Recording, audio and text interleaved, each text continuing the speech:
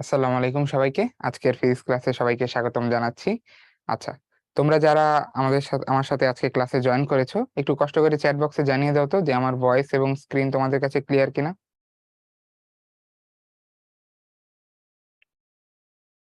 আচ্ছা আচ্ছা, অনেকে সালাম জানিয়েছো, ওয়ালাইকুম আসসালাম।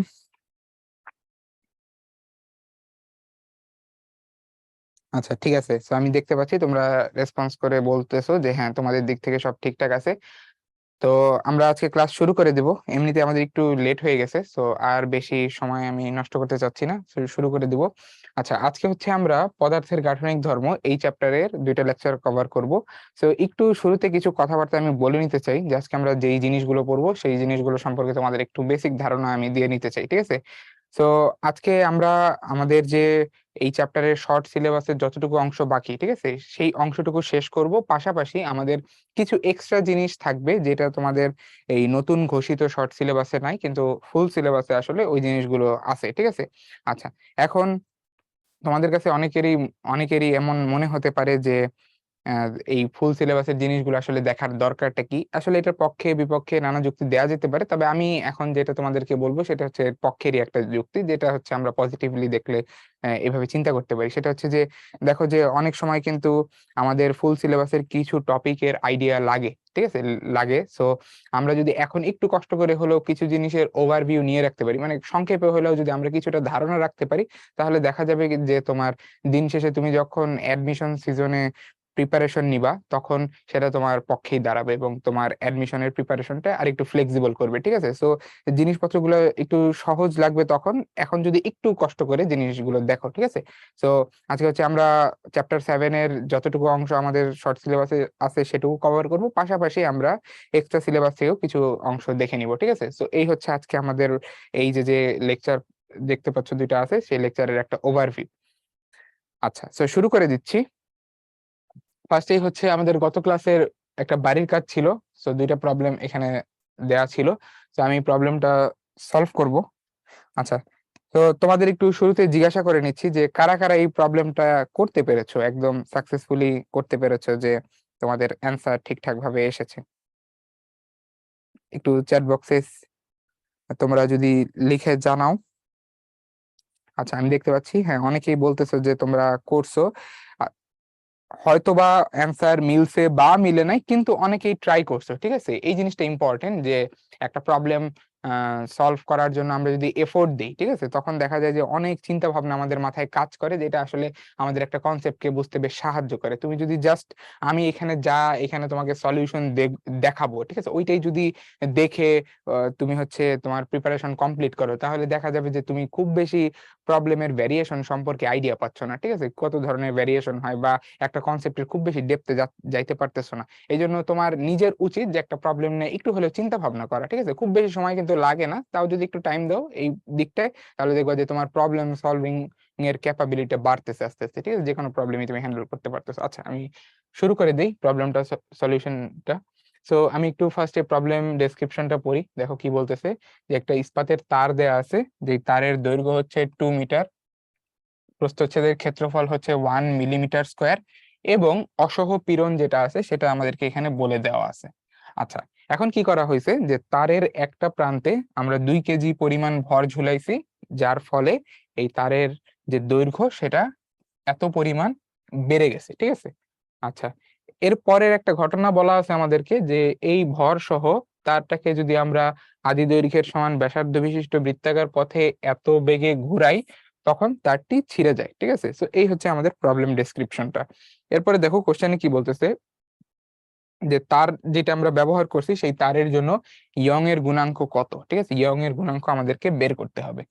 আচ্ছা, তো লাস্ট ক্লাসে হচ্ছে আমরা ইয়ং এর গুণাঙ্ক সম্পর্কে ধারণা পাইছি যে কিভাবে একটা তোমার নির্দিষ্ট পদার্থে তৈরি বস্তুর জন্য ইয়ং এর গুণাঙ্ক বের করতে হয়। তো সেই ফর্মুলাটা তোমাদের আশা করি সবারই মনে আছে। আমি যদি একবারে দেখো শুরুতেই ফর্মুলাটা লিখে দিই, যে কোনো একটা বস্তুর জন্য ইয়ং এর গুণাঙ্ক ওয়াই, এটা সমান হচ্ছে capital F into capital L divided by A into small L. আশা করি তোমাদের এই রাশিগুলোর পরিচয় জানা আছে, যে এখানে এফ হচ্ছে আমরা যে ভরটা অ্যাপ্লাই করতেছি এই তারের উপরে, সরি এই যে বলটা অ্যাপ্লাই করতেছি এই তারের উপরে, ক্যাপিটাল এল হচ্ছে যে তারের আদি দৈর্ঘ্য, ক্যাপিটাল এ হচ্ছে প্রস্থচ্ছেদের ক্ষেত্রফল, আর এই স্মল এলটা হচ্ছে এই যে দৈর্ঘ্য বৃদ্ধির পরিমাণ। আচ্ছা, এখন দেখো আমাদেরকে এখানে যে বলে দিছে যে তোমার হচ্ছে এই যে যে বলটা এখানে প্রয়োগ হচ্ছে, এটা হচ্ছে তোমার এই 2 কেজি ভরকে ঝুলানোর কারণে, ঠিক আছে, যে 2 কেজি ভর ঝুলানোর কারণে এখানে একটা অভিকর্ষ বল প্রয়োগ হবে। তো আমরা এই এফ এর জায়গায় ডিরেক্টলি লিখতে পারি যে এফটা আসলে এমজি এর সমান, ঠিক আছে, এমজি এর সমান। সো আমরা ফাইনালি এই ফর্মুলাটাকে একটু চেঞ্জ করে এইভাবে লিখতে পারি। এখন দেখো আমার এই ফর্মে যা যা রাশি আননোন আছে সেই সবগুলোর ভ্যালু এখানে তোমাকে বলে দেওয়া আছে, একটা একটা করে জাস্ট বসাতে হবে। তো আমি যদি বসাই, দেখো যে আমরা হচ্ছে 2 কেজি ভর ঝুলাইছি, সো এম এর মান 2, জি এর মান 9.8, ক্যাপিটাল এল আদি দৈর্ঘ্য কত ছিল, এই যে 2 মিটার, তো 2 বসালাম। এরপরে এ প্রস্থচ্ছেদের ক্ষেত্রফল ডিরেক্টলি বলে দেওয়া আছে 1 মিলিমিটার স্কোয়ার, এটাকে মিটার স্কোয়ারে নিয়ে বসাতে হবে, ঠিক আছে। তো মিটার স্কোয়ারে নিলে এটা হবে হচ্ছে 10⁻⁻6, এবং তার সাথে হচ্ছে আমাদের দৈর্ঘ্য বৃদ্ধিটা গুণ দিতে হবে, দৈর্ঘ্য বৃদ্ধিটাও এখানে বলে দেওয়া আছে যে এটা হচ্ছে 2 × 10⁻⁻4। তো এটা যদি এখানে বসাই, ফাইনালি তুমি যদি এগুলো হিসাব নিকাশ করো, দেখবা যে তোমার এখানে ইয়ং এর গুণাঙ্ক যেটা আছে সেটা চলে আসবে হচ্ছে, তুমি যদি এখান থেকে হিসাব নিকাশ করো, এটা চলে আসবে 1.96 × 10⁻11 নিউটন পার মিটার স্কোয়ার, ঠিক আছে। এই হচ্ছে আমাদের গ নম্বরের সলিউশন। আশা করি অনেকেরই হচ্ছে এই প্রবলেমটার কারেক্ট অ্যান্সার আসছে। আচ্ছা, আমি দেখতে পাচ্ছি চ্যাট বক্স একদম ভেসে গেছে তোমাদের অ্যান্সারে, 7 পেরেছো। তারপরে হচ্ছে আবির, তটিনী, রায়হান, জিদনে, আরো অনেকে, ঠিক আছে, তাই বা অনেকে হচ্ছে তোমরা এটা কারেক্টলি অ্যান্সার করতে পেরেছো, ঠিক আছে। আচ্ছা, ভেরি গুড। সো আশা করি গ নাম্বারের কনসেপ্টটা বুঝতে পারছো, সলিউশনটা বুঝতে পারছো। এরপরে দেখো ঘ নম্বরটা বলতেছে যে এই যে তারটি আমরা যখন বৃত্তাকার পথে ঘোরানো শুরু করলাম তখন তারটি যে ছিঁড়ে গেল, ঠিক আছে। তো এটা আসলে কেন ছিঁড়ে গেল সেটা তোমাকে গাণিতিকভাবে বিশ্লেষণ করতে হবে, ঠিক আছে। তো কনসেপ্টটা একটু বোঝার চেষ্টা করো যে আসলে এখানে ঘটনাটা কি ঘটছে। ঘটনাটা যেটা ঘটছে যে তুমি যখন এই তারটাকে একটা বৃত্তাকার পথে, আনুভূমিক তলে একটা বৃত্তাকার পথে ঘুরাবা, ঠিক আছে। আমি যদি একটা তোমাদেরকে ফিগার এঁকে পুরো জিনিসটা বোঝানোর চেষ্টা করি, যে ধরো এই হচ্ছে আনুভূমিক তলে তুমি হচ্ছে তারটাকে বৃত্তাকার পথে ঘোরাচ্ছ, ঠিক আছে। এই যে তারের প্রান্তে হচ্ছে একটা ভর বেঁধে এটাকে আমরা হচ্ছে বৃত্তাকার পথে ঘোরাচ্ছি। এখন এই ঘোরানোর সময় কি হবে, যে তারের ভেতর দিয়ে একটা বল কাজ করবে। কি বল সেটা, যে দেখো যেহেতু এই বস্তুটা বৃত্তাকার পথে ঘুরতেছে তাহলে তার উপর অবশ্যই কেন্দ্রমুখী বল কাজ করতে হবে, এবং এই কেন্দ্রমুখীটা বলটা আসলে কি হবে, এই তারের উপর যে টান কাজ করবে সেই টানটাই আসলে এই কেন্দ্রমুখী বলের যোগান দিবে। ফলে এই যে আমার এই তার বরাবর একটা কেন্দ্রমুখী বল কাজ করবে, এফসি, ঠিক আছে। এখন দেখো যে আমাদের এই কৌণিক বেগের যে মান, এটা আমরা যত বাড়াবো তখন তারের ভেতরে যে কেন্দ্রমুখী বলটা কাজ করতেছে সেটাও কিন্তু বেড়ে যাবে, তাই না, সেটাও বেড়ে যাবে। তো কি হবে, যে এই যে যে তারের ভেতর দিয়ে যে বলটা কাজ করতেছে এর কারণে তারের ভেতরে একটা পীড়ন তৈরি হবে, ঠিক আছে। তারের ভেতর বল কাজ করলে তারের উপর একটা পীড়ন তৈরি হবে। তো যেই মুহূর্তে এই পীড়নের মান বাড়তে বাড়তে অসহ পীড়নের মানকে ক্রস করে যাবে, সেই মুহূর্তে আমরা দেখতে পাবো যে তারটা ছিঁড়ে গেছে, কারণ এটি কিন্তু অসহ পীড়নের আইডিয়া ছিল, ঠিক আছে, যে সর্বোচ্চ যত পীড়ন একটা তারে কাজ করতে পারে বা একটা বস্তুতে কাজ করতে পারে। সো আমাদের এই এফসি এর যে ভ্যালু সেটা যদি কোনোভাবে অসহপীড়নকে ক্রস করে তখনই তার ছিঁড়ে যাবে। তো আমাদেরকে এখানে বলা ছিল যে 4 রেডিয়ান/সেকেন্ড কৌণিক বেগে ঘুরালে তারটা ছিঁড়ে যায়। তো আমরা এখন দেখার চেষ্টা করি যে 4 রেডিয়ান/সেকেন্ডে ঘোরানোর কারণে আসলে তারের ভেতরে কত তোমার পীড়ন কাজ করতেছিল, ঠিক আছে, এটা বের করি। তো দেখো আমরা যদি এখানে দেখি যে যখন আমাদের ওমেগা 4 রেডিয়ান/সেকেন্ড, ঠিক আছে, তখন হচ্ছে আমাদের তারের ভেতরে পীড়নটা কত সেটা আমরা একটু বের করে নিই, ঠিক আছে, তাহলে আমাদের বিশ্লেষণটা করতে সুবিধা হবে। তো দেখো আমরা লিখতে পারি যে পীড়ন এটা সমান হচ্ছে, এই ক্ষেত্রে এটা সমান হচ্ছে বল। এখন বলটা আসলে কার মাধ্যমে এখানে তৈরি হইতেছে, এই কেন্দ্রমুখী বলের মাধ্যমে। তো বলের জায়গায় আমি কেন্দ্রমুখী বল নিতেছি ডিভাইডেড বাই এই তারের ক্ষেত্রফল, ঠিক আছে। তোমার এই চিত্র দেখে মনে হতে পারে যে তারটা তো একটা সরল রৈখিক আহ মাত্রাযুক্ত, এর আবার ক্ষেত্রফল কোথা থেকে আসতেছে, কিন্তু তুমি যদি একটু এটাকে পাশ থেকে দেখতা তাহলে তারটা দেখতে হয়তো এরকম, ঠিক আছে। তো এটার একটা প্রস্থচ্ছেদের ক্ষেত্রফল আছে, তো ওই ক্ষেত্রফলটাই আমরা এখানে ভাগ করছি বলকে দিয়ে। তো এখন আমরা আবার এই তোমার কেন্দ্রমুখী বলের ইকুয়েশন জানি, সেটা হচ্ছে এম ওমেগা স্কয়ার আর, ঠিক আছে, ডিভাইডেড বাই ক্ষেত্রফল এ। এখন দেখো আমরা এই যে যে তোমার বৃত্তাকার পথে বস্তুটাকে ঘোরাচ্ছি, এই বৃত্তাকার পথের ব্যাসার্ধ আসলে কি? এই বৃত্তাকার পথের ব্যাসার্ধ হচ্ছে তারের যে আদি দৈর্ঘ্য সেই আদি দৈর্ঘ্যের সমান। এটা কিন্তু আমাদেরকে কোশ্চেনে বলে দেওয়া ছিল। তো আমি এখানে এই যে ব্যাসার্ধের জায়গায় তারের আদি দৈর্ঘ্য বসিয়ে দিতে পারি। তো ক্যাপিটাল আর এর জায়গায় আমি একবারে বসাইতে পারি হচ্ছে তারের আদি দৈর্ঘ্য ক্যাপিটাল এল। তো দেখো এখানে আমার সব ইনফরমেশন জানা, আমি যদি একটা একটা করে বসাই আমি পীড়নের মান পেয়ে যাব। তো এম হচ্ছে 2, ওমেগা স্কোয়ার হচ্ছে তোমার ওমেগা ছিল হচ্ছে 4 রেডিয়ান পার সেকেন্ড। তো এটা হবে 4 এর স্কোয়ার, তার সাথে আদি দৈর্ঘ্য কত বলা ছিল আমাদের 2 মিটার, ঠিক আছে। তো 2 মিটার এখানে বসবে, ডিভাইডেড বাই ক্ষেত্রফল, প্রস্থচ্ছেদের ক্ষেত্রফল ছিল 1 মিলিমিটার স্কোয়ার। সো এটা হচ্ছে মিটার স্কোয়ারে নিলে 10⁻⁻⁶। তো তুমি যদি এই ভ্যালুগুলো ক্যালকুলেট করো দেখবা যেটা চলে আসবে তোমার 6.4 into 10⁻7 newton per metre square, ঠিক আছে। তো এই হচ্ছে আমার পীড়নের মান। আচ্ছা তুমি এখন একটু দেখে বলো তো, এই যে যে পীড়নটা কাজ করতেছে এটা কি আমার অসহ পীড়নের চেয়ে বেশি না কম? খুবই সহজ, অসহ পীড়নের মান যদি আমার 4.76 হয় তাহলে অবশ্যই এটা অসহ পীড়নের চেয়ে বেশি, ঠিক আছে, যখনই যে এত বেগে ঘুরতেছে। তো যেহেতু আসলে এই পীড়নটা অসহ পীড়নের চেয়ে বেশি, ফলে অবশ্যই তারটা কি হবে বলতো, তারটা ছিঁড়ে যাবে। এবং এটাই কিন্তু ঘটছে, যে এই বেগে ঘোরানোর সময় তারটা ছিঁড়ে গেছে। তো এই হচ্ছে আমাদের গাণিতিক ব্যাখ্যাটা। আশা করি এটা বুঝতে পারছো। আচ্ছা, সাত জিজ্ঞাসা করছো যে অসহ বলে তার ছিঁড়ে যায় নাকি এটা ছেঁড়ার সর্বোচ্চ সীমা? হ্যাঁ, তার ছিঁড়ে যাবে একবার অসহ পীড়নে তুমি যদি পৌঁছে যাও তখন তার ছিঁড়ে যাবে, ঠিক আছে, কারণ সে সেই তোমার পীড়নটা সে হচ্ছে সহ্য করতে পারে না, ঠিক আছে, সে ছিঁড়ে যায়, কারণ ওইটা হচ্ছে থ্রেশহোল্ড পার করে যায়। আচ্ছা, তো আশা করি সলিউশন গুলো বুঝতে পারছো। তো আমরা এখন সামনে আগাতে পারি। তো আজকে শুরু হবে হচ্ছে আমাদের P45। তো চলো দেখে নেই P45 এর আন্ডারে আমরা কি কি দেখতে যাচ্ছি। আচ্ছা, রাকিবুল জিজ্ঞাসা করছো যে আর ইকুয়াল ক্যাপিটাল এল কিভাবে হলো। এই যে দেখো বস্তুকে যখন আমি ঘুরাবো তখন এই বস্তু যে বৃত্তাকার পথে ঘুরবে ওই বৃত্তাকার পথের ব্যাসার্ধ কি আসলে এই যে তারের যে দৈর্ঘ্য সেই দৈর্ঘ্যের সমান না? চিত্র দেখেই তুমি একটু বোঝার চেষ্টা করো যে এই যে এই পুরো যে তারের দৈর্ঘ্য এটি তো আসলে এই বৃত্তাকার পথের ব্যাসার্ধ, ঠিক আছে, এই জন্য আমি আর এর জায়গায় এখানে এল বসাতে পারি। আশা করি রাকিবুল বুঝতে পারছো। আচ্ছা, তো আজকে আমরা শুরুতেই যেটা দেখবো সেটা হচ্ছে স্থিতিস্থাপক বিভব শক্তি বা স্থিতিশক্তি, ঠিক আছে। কার জন্য? যে দেখো আমরা একটা তারের প্রান্তে যখন ভর ঝুলাই তখন তারের কিছুটা দৈর্ঘ্য বৃদ্ধি হয়, ঠিক আছে। এখন এই তারের যে দৈর্ঘ্য বৃদ্ধি এটা হওয়ার ফলে কিন্তু তারের যে সাম্যাবস্থা থাকে সেই সাম্যাবস্থার বিচ্যুতি হয়, ঠিক আছে, মানে সে কিন্তু এই অবস্থায় থাকতে চায় না, কিন্তু তুমি বাইরের থেকে একটা বল প্রয়োগ করে তার কি করতেছো, দৈর্ঘ্য বাড়াচ্ছ বা কমাচ্ছ। এর ফলে যেটা হয় যে এই তারের মধ্যে একটা শক্তি সঞ্চিত থাকে।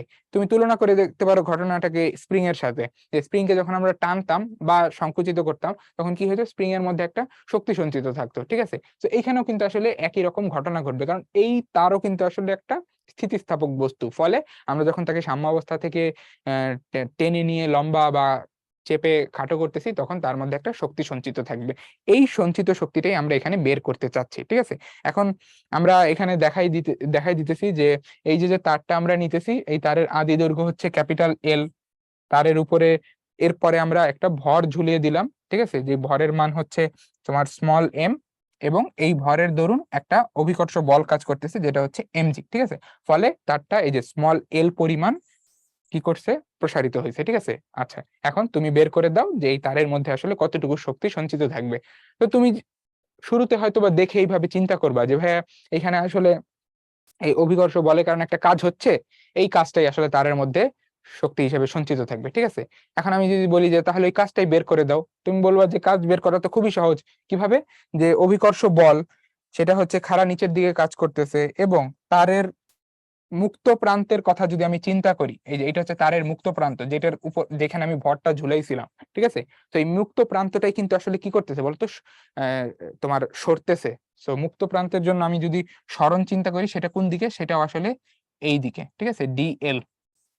তো তুমি বলবা যে ভাই সরণ এবং বল দুইটাই আসলে একই দিকে, ফলে এখানে থিটা হচ্ছে 0 ডিগ্রি। সো আপনি হচ্ছে কাজ হচ্ছে বের করতে পারেন এইভাবে, যে আমরা জানি কাজের ফর্মুলা হচ্ছে F.S, অর্থাৎ বল এবং সরণের ডট প্রোডাক্ট, যেটাকে বাংলা এখানে দাঁড়াবে হচ্ছে mg। এটা হচ্ছে বলের মান, সরণের মান হচ্ছে স্মল এল, আচ্ছা আমি এখানে একবারেই ধরো এটা ডিএল না বলে এলই বলতাম, তাহলে এই যে তোমরা হয়তো অনেকে এইভাবেই চিন্তা করতেছো যে এটা হচ্ছে সরণের মান এল এবং দিকটা হচ্ছে নিচের দিকে। সো এই হচ্ছে সরণ ভেক্টর, এই হচ্ছে বল vector. So MG into L, আর এই যে কস থেটা যেটা আসবে সেটা হয়ে যাবে হচ্ছে কস 0 ডিগ্রি, ঠিক আছে, যেটাকে পরবর্তীতে লেখা যায় যে এটা হচ্ছে এমজি ইন্টু এল, ঠিক আছে। আচ্ছা, তো তোমরা বলতে পারো হ্যাঁ ভাই এই হচ্ছে আমাদের কৃতকাজ, তো এই পরিমাণ কাজ আমরা করছি ফলে এইটা শক্তি হিসেবে সঞ্চিত থাকবে। এরকমটা যদি বলো তাহলে এটা কিন্তু আসলে ঠিক হলো না, এটা কিন্তু অ্যাকচুয়ালি ভুল। কেন ভুল? এর কারণ হচ্ছে যে এই যে যে তারকে যখন আমরা বল প্রয়োগ করে প্রসারিত করতেছি তখন তারের দৈর্ঘ্য বৃদ্ধির সাথে সাথে তার উপর যে বল কাজ করতেছে সেটা কিন্তু পরিবর্তন হয়, ঠিক আছে, যেটা হচ্ছে পরিবর্তন হয়। তো পরিবর্তনশীল বলের জন্য আসলে আমরা এইভাবে কাজ হিসাব করতে পারি না। তাহলে কিভাবে কাজ হিসাব করব? তাহলে যেভাবে কাজ হিসাব করবো সেটা তোমরা আগেও দেখেছো, এখন আবার নতুন করে আরেকবার দেখবে। সেটা কি? সেটা হচ্ছে যে আমরা এই টোটাল কাজটাকে ছোট ছোট অংশে ভাগ করি, ওই ছোট ছোট অংশের কাজ হিসাব করে পুরোটাকে যোগ করি, এটাকেই বলা হয় ইন্টিগ্রেট করা, যেটা তোমরা জানো। তো আমরা কি করব, আমরা এই পুরো দৈর্ঘ্য বৃদ্ধিটাকে ছোট্ট একটা অংশে ভাগ করব। এই যে এই সেই ছোট্ট অংশ, যেই ছোট্ট অংশের জন্য তুমি সরণ দেখতে পাচ্ছ ডিএল, এবং ওই ছোট অংশের জন্য তোমার বলটা হচ্ছে এমজি, ঠিক আছে। তাহলে আমরা বলতে পারি যে এখানে কাজ হবে হচ্ছে তোমার এফ ইন্টু ডিএল, ঠিক আছে, এফ ইন্টু ডিএল, এই পুরো জিনিসটার ইন্টিগ্রেশন, ঠিক আছে। এখন আমার এখানে আসলে একটা লিমিট বসাতে হবে, অর্থাৎ আমি এল এর কোন মান থেকে কাজ হিসাব করা শুরু করেছি এবং কোন মানে গিয়ে শেষ করেছি। তো আমি এখানে দেখতেই পাচ্ছি যে শুরুতে আমার দৈর্ঘ্য বৃদ্ধির মান ছিল 0, অর্থাৎ কোনো দৈর্ঘ্য বৃদ্ধি হয় নাই। এরপরে দৈর্ঘ্য বাড়তে বাড়তে এটা মান দাঁড়িয়েছে হচ্ছে স্মল এল এ। তো এই হচ্ছে আমাদের লিমিট, ঠিক আছে। তো এই ইন্টিগ্রেশনটা করলে আমি হচ্ছে কৃতকাজের মান পেয়ে যাব। আচ্ছা, সো এখন আমাকে এই ইন্টিগ্রেশনটা কমপ্লিট করতে হবে। এখন দেখো এই বল আর হচ্ছে তোমার এই ক্ষুদ্র সরণ দুইটাই কিন্তু আসলে পরিবর্তনশীল রাশি। তো দুইটা পরিবর্তনশীল রাশিকে আসলে একসাথে আমরা ইন্টিগ্রেট করতে পারি না। তাহলে কি করব? সেক্ষেত্রে আমরা যেটা করতে পারি, এই বল এটাকে আমরা এই যে তোমার সরণ যেটা হচ্ছে এখানে, যেটাকে এল দিয়ে প্রকাশ করেছি, এটার সাহায্যে প্রকাশ করতে পারি। কিভাবে? দেখো, আমরা যদি ধরে নেই যে এই যে যে তোমার তারটা আমরা নিছি, এই তারের জন্য ইয়ং এর গুণাঙ্ক হচ্ছে ক্যাপিটাল ওয়াই, ঠিক আছে। আচ্ছা, তারের জন্য ইয়ং এর গুণাঙ্ক হচ্ছে ক্যাপিটাল ওয়াই। তাহলে আমরা কি লিখতে পারি এই তারের জন্য, এই যে যে ঘটনাটা ঘটলো তারের জন্য, তার জন্য আমরা লিখতে পারি ক্যাপিটাল ওয়াই, এটা সমান হচ্ছে তোমার capital F into capital L divided by A into small L. এই যে এই ঘটনাটার জন্য আমরা লিখতে পারি এটা হচ্ছে আমাদের ইয়ং এর মডুলাস নির্ণয়ের সূত্র, ঠিক আছে। আচ্ছা, এখন এখান থেকে দেখো তো আমি কি চাইলেই এই যে যে তোমার বলটা কাজ করতেছে এই তারের উপর, এই বলের মানটাকে কি করতে পারি বলতো, এই স্মল এল অর্থাৎ তারের এই যে যে দৈর্ঘ্য বৃদ্ধি তার সাহায্যে প্রকাশ করতে পারি। কিভাবে? আমি লিখতে পারি ক্যাপিটাল এফ এটা সমান হচ্ছে A into Y into small L divided by capital L, ঠিক আছে। এখন দেখো এফ এর এই যে যে আমি তোমার মানটা লিখলাম, এইটাই এখন কি করব, এইখানে বসাবো, ঠিক আছে। এই যে যে মানটা এখানে পেলাম এইটাই আমি কি করব, এখানে বসাবো, এবং বসালে যেটা দাঁড়াবে সেটা হচ্ছে আমার ইন্টিগ্রেশনের ভিতরে আসবে হচ্ছে A into Y divided by capital L into small L dL, ঠিক আছে। এখন তুমি যদি একটু খেয়াল করো তুমি এখানে দেখতে পাবা যে এই যে এই পুরো অংশটা আসলে আমার এই ঘটনার জন্য ধ্রুবক, চেঞ্জ হয় নাই। তো ধ্রুবক জিনিসকে আমরা বাইরে আনতে পারি, এবং বাইরে আনলে ইন্টিগ্রেশনটা দাঁড়াবে হচ্ছে এরকম A Y by capital L integration 0 থেকে স্মল এল এল ডিএল। তোমরা এই ধরনের ইন্টিগ্রেশন আগেও করেছো। তারপরে আমি একটু ফর্মুলাটা পাশে লিখে দিই, ঠিক আছে, অনেক সময় মনে থাকে না তোমাদের। তো ফর্মুলাটা হচ্ছে এরকম যে x to the power N আকৃতির কোনো ফাংশনকে আমরা যদি ইন্টিগ্রেট করি তাহলে তার রেজাল্টটা হয় এরকম যে পাওয়ার 1 বেড়ে যায় আর ওই নতুন পাওয়ার দিয়ে পুরোটা ভাগ হয়, ঠিক আছে। তো এই আইডিয়াটা যদি আমরা এখানে কাজে লাগাই দেখো তো কি হয়, যে এখানে এল এর উপরে পাওয়ার 1, সো আমার ইন্টিগ্রেশন করার পর রেজাল্টটা যেটা দাঁড়াবে সেটা হবে এল স্কোয়ার বাই 2, ঠিক আছে। সো এই জিরো জিরো থেকে এল এই লিমিট বসাইলে আসলে এল স্কোয়ার বাই 2ই থাকবে, ঠিক আছে।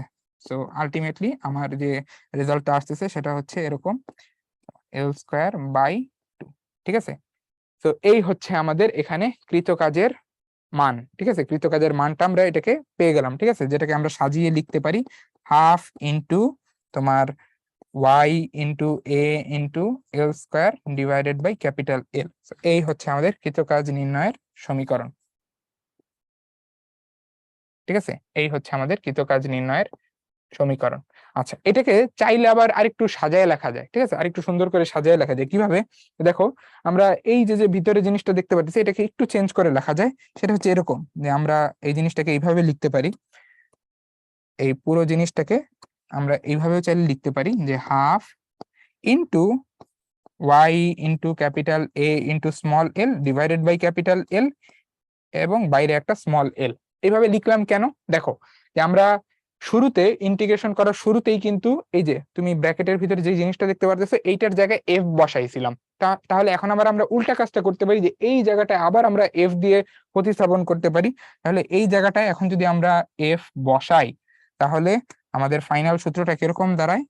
ফাইনাল সূত্রটা দাঁড়ায় হচ্ছে half into capital F into small F. তো এইটাও একটা আসলে আমাদের কৃতকাজ নির্ণয়ের সূত্র। ঠিক আছে, তো তোমার কাছে কি কি ইনফরমেশন দেয়া আছে তার উপর ভিত্তি করে তুমি যে কোনো একটা সূত্র ব্যবহার করবা। ঠিক আছে, আচ্ছা, এখন আমরা আমাদের টার্গেট ছিল আসলে স্থিতিশক্তি বের করা। তো স্থিতিশক্তিটা আসলে কি, যে আমরা যে কাজটা করছি এটি আসলে তারের ভিতরে শক্তি হিসেবে সঞ্চিত থাকবে বা স্থিতিশক্তি হিসেবে সঞ্চিত থাকবে। তো সিম্পলি আমরা বলে ফেলতে পারি যে এই যে সঞ্চিত শক্তি হচ্ছে এই যে এইটা। তো আমরা যে কোনো একভাবে প্রকাশ করতে পারি এই সঞ্চিত শক্তিকে। ঠিক আছে, আচ্ছা, আশা করি বুঝতে পারছো। আচ্ছা, এখানে এরা জিজ্ঞাসা করেছিল যে তোমার বল কিভাবে পরিবর্তনশীল। ঠিক আছে, এমজি তো ফিক্সড না। দেখো, এখানে একটা বোঝার বিষয় আছে যে এমজি এইটা আসলে তুমি যদি এইখানেও আমি কিছু জিনিস ক্লিয়ার করি, এখানে কিছু মিসকনসেপশন থেকে যায়। তুমি এখানে যে এফটা বসাও না, এটা হচ্ছে সর্বোচ্চ কত বল দিতেছো। ঠিক আছে, সর্বোচ্চ কত বল দিতেছো। ঠিক আছে, এমজি এটা হচ্ছে সর্বোচ্চ কত বল দিতেছে। কিন্তু এই এমজি বলটা যখন প্রয়োগ হবে, তখন কি হবে, যে তোমার দৈর্ঘ্য বৃদ্ধির সাথে সাথে তোমার বলের মানটা আসলে চেঞ্জ করতে হবে। কিন্তু ইউজুয়ালি দেখা যাবে যে এই কেসে তুমি একবারে সর্বোচ্চ বল প্রয়োগ করছো, ফলে একবারে একটা দৈর্ঘ্য বৃদ্ধি পাবা। কিন্তু তুমি যদি ধরো হাত দিয়ে এটাকে টানতা, তখন তুমি শুরুতে অল্প বল দিলা, অল্প একটু দৈর্ঘ্য বাড়বে, এরপর আরেকটু বল দিলা, আরেকটু দৈর্ঘ্য বাড়বে, আরেকটু বল দিলে আরেকটু দৈর্ঘ্য বাড়বে। ঠিক আছে, ওই স্প্রিং এর মতো করে চিন্তা করো, স্প্রিং কে যেরকম ভাবে তোমার আমরা টানতাম বা তোমার চেপে সংকুচিত করতাম। ঠিক আছে, ওরকম একটা ঘটনা। তো এখানে তুমি যেটা বলতেছো এরা, যে ভাই এখানে এমজি তো ফিক্সড, হ্যাঁ এমজি ফিক্সড, এবং এটা এমজি সর্বোচ্চ মান, বলের সর্বোচ্চ মান। তো আমরা আসলে এইখানে যে এফটা নিয়ে কাজ করি না, এটা আসলে বলের সর্বোচ্চ মান। এই যে পরিবর্তনশীল বল প্রয়োগ করতে করতে সর্বোচ্চ যে বলটা প্রয়োগ করছে, এটাই আসলে এফ। ঠিক আছে, আশা করি বুঝতে পারছো আইডিয়াটা। কিন্তু পুরো ঘটনা জুড়ে কিন্তু আসলে একটা পরিবর্তনশীল বল কাজ করতে হয়েছে, কারণ এই দৈর্ঘ্য যত বাড়বে তত বেশি তোমাকে এখানে বল প্রয়োগ করতে হবে। ঠিক আছে, এটা তোমরা স্প্রিং এর ক্ষেত্রেও দেখেছিলা।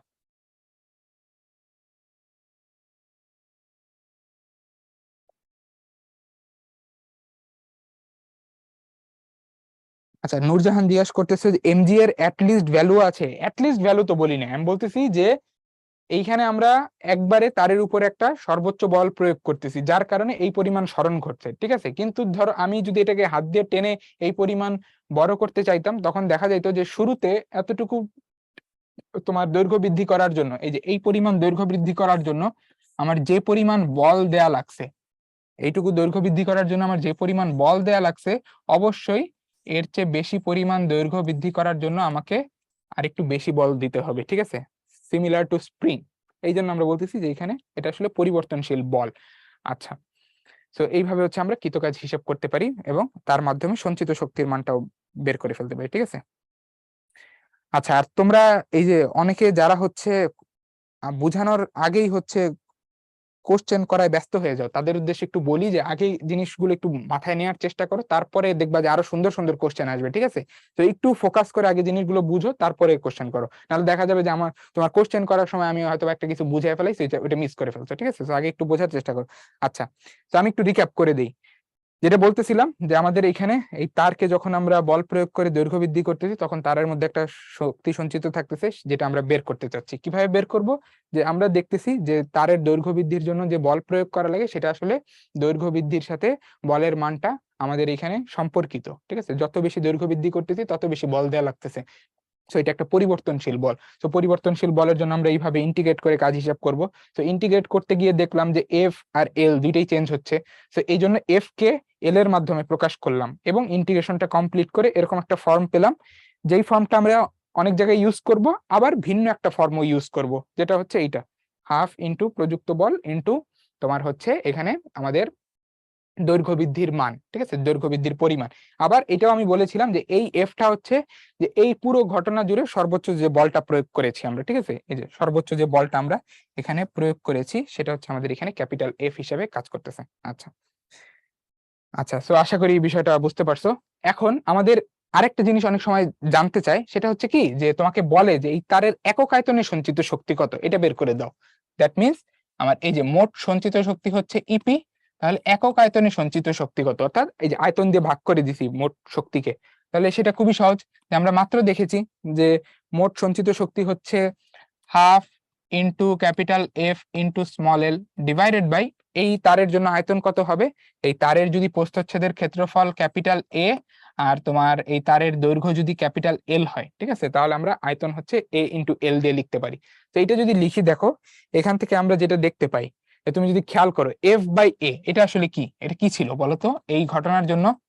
এই যে তারকে টানাটানি করার সময় আমরা যে বল প্রয়োগ করতেছি এবং একক প্রস্থচ্ছেদের ক্ষেত্রফলের উপরে যে বলটা প্রয়োগ হচ্ছে, এটা আসলে কি, এটা হচ্ছে এই তারের উপরে সৃষ্ট পীড়ন। তাহলে এই এফ বাই এর জায়গায় আমরা পীড়ন লিখতে পারি।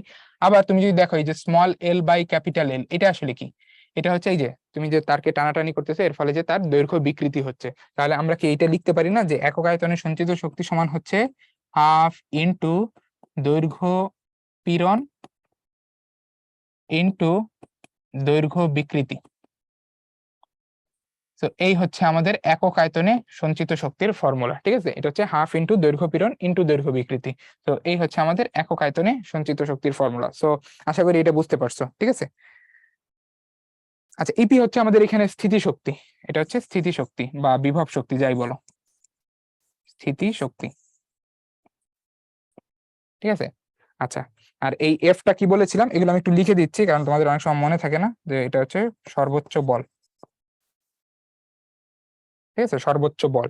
এইভাবে হচ্ছে আমরা এই জিনিসগুলো জানার মাধ্যমে আমরা সঞ্চিত শক্তি এবং একক আয়তনে সঞ্চিত শক্তি এটা বের করে ফেলতে পারবো।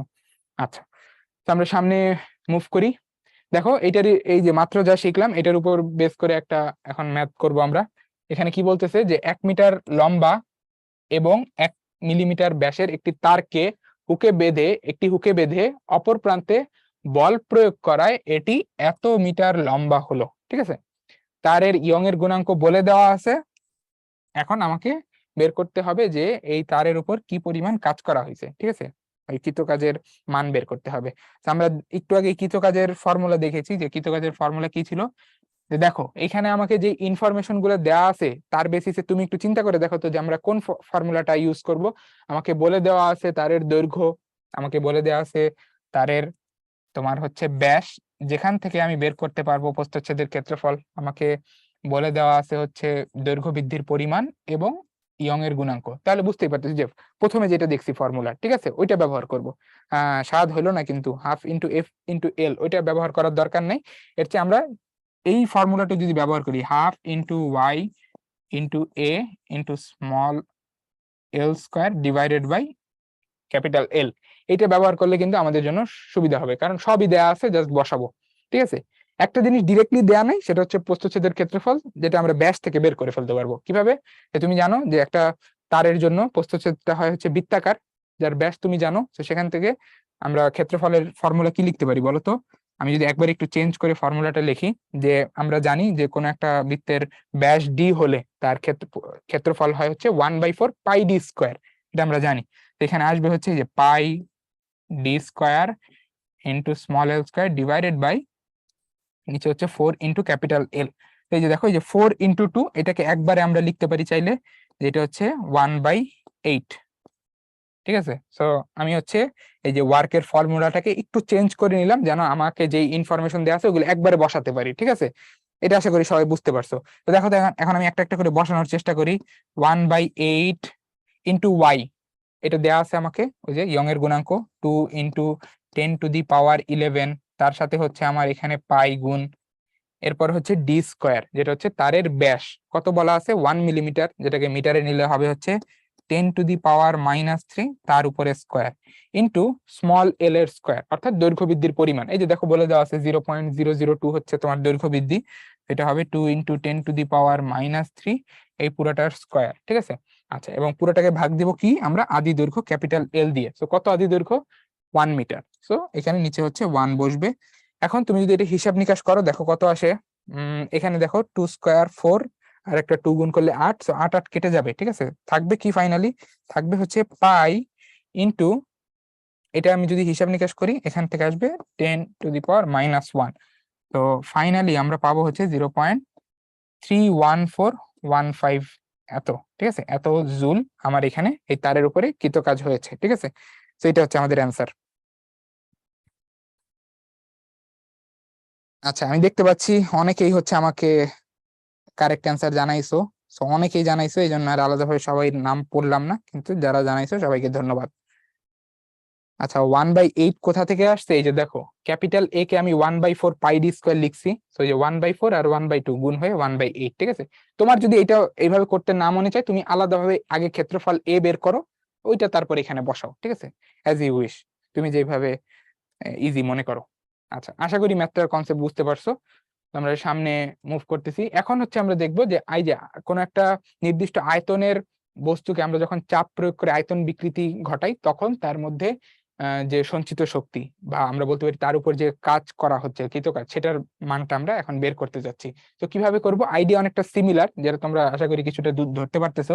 যে আমাদের ইনিশিয়াল আয়তন দেওয়া আছে V0, আমরা এর উপর কি করছি, বাইরের থেকে চাপ প্রয়োগ করছি, এই যে চারদিক থেকে সমান চাপ প্রয়োগ করছি, ফলে এর আয়তনটা কি হয়েছে বলতো, কিছুটা কমে গেছে। আমি ধরে নিতেছি যে তোমার স্মল ভি এই পরিমাণ হচ্ছে আয়তন কমে গেছে, ঠিক আছে, এই পরিমাণ আয়তন হচ্ছে আমার কমে গেছে, ঠিক আছে। আচ্ছা, এখন আমরা বের করতে যাচ্ছি এর জন্য সঞ্চিত শক্তি কত। সো এইখানে আসলে একইভাবে আমরা আগাবো, যে এই যে তখন আমরা চাপ প্রয়োগ করে সংকুচিত করতেছি, এটা আসলে একটা তোমার ধ্রুব বল দ্বারা কৃতকাজের সমতুল্য। তো আমরা এখানে কৃতকাজটা এইভাবে করব যে ডাব্লিউ, এটা হচ্ছে, তোমরা একটা জিনিস হয়তো অনেকে জানো যে আমরা কাজের একটা সূত্র সবাই জানি, সেটা হচ্ছে কাজ সমান বল গুণ সরণ। কিন্তু কাজকে আসলে আরেক ভাবেও লেখা যায়, যে কাজ হচ্ছে কোনো বস্তুর উপরে প্রযুক্ত চাপ ইনটু আয়তনের পরিবর্তন। এইভাবে আসলে আমরা কাজকে প্রকাশ করতে পারি, ঠিক আছে। তোমরা এই যে উভয় পক্ষে হচ্ছে উপরে নিচে ক্ষেত্রফল দিয়ে ভাগ এবং গুণ দাও, দেখবা যে এই যে এই বল ইনটু সরণকে চাপ ইনটু আয়তনের পরিবর্তন এইভাবে লেখা যায়, ঠিক আছে। হ্যাঁ, রিশাদ বলছো যে গ্যাসের তোমার ক্ষেত্রে গ্যাসের সংকোচন প্রসারণের ক্ষেত্রে আমরা এইভাবে কৃতকাজ বের করি। হ্যাঁ, ঠিকই বলছো, যে এই ধরনের ফর্মুলা আমরা গ্যাসের ক্ষেত্রে ব্যবহার করি। তো তোমরা আশা করি বুঝতে পারতেছো যে আমরা কাজকে আসলে এইভাবে প্রকাশ করতে পারি, এইভাবে প্রকাশ করতে পারি। তো আমি এখন যেহেতু এখানে আয়তনের পরিবর্তন করতেছি চাপ প্রয়োগের মাধ্যমে, ফলে এই যে এইভাবেই আমরা কাজটা হিসাব করব, সেটা হচ্ছে যে প্রযুক্ত চাপ ইনটু আয়তনের পরিবর্তন। এখন বুঝতেই পারতেছো যে এখানে আসলে একটা পরিবর্তনশীল বল দ্বারা কাজ, ফলে তুমি একবারে চাপ আর আয়তনের পরিবর্তন নিয়ে কাজটা হিসাব করতে পারবে না, তোমাকে ছোট ছোট অংশের জন্য কাজ বের করে তারপর যোগ করতে হবে। অর্থাৎ একটা বস্তুর উপরে প্রযুক্ত চাপ ইনটু ক্ষুদ্র আয়তনের পরিবর্তন, তো এটা আমাকে দিবে ক্ষুদ্রকৃত কাজ। আমি যদি পুরোটা বের করতে চাই আমাকে ইন্টিগ্রেট করতে হবে।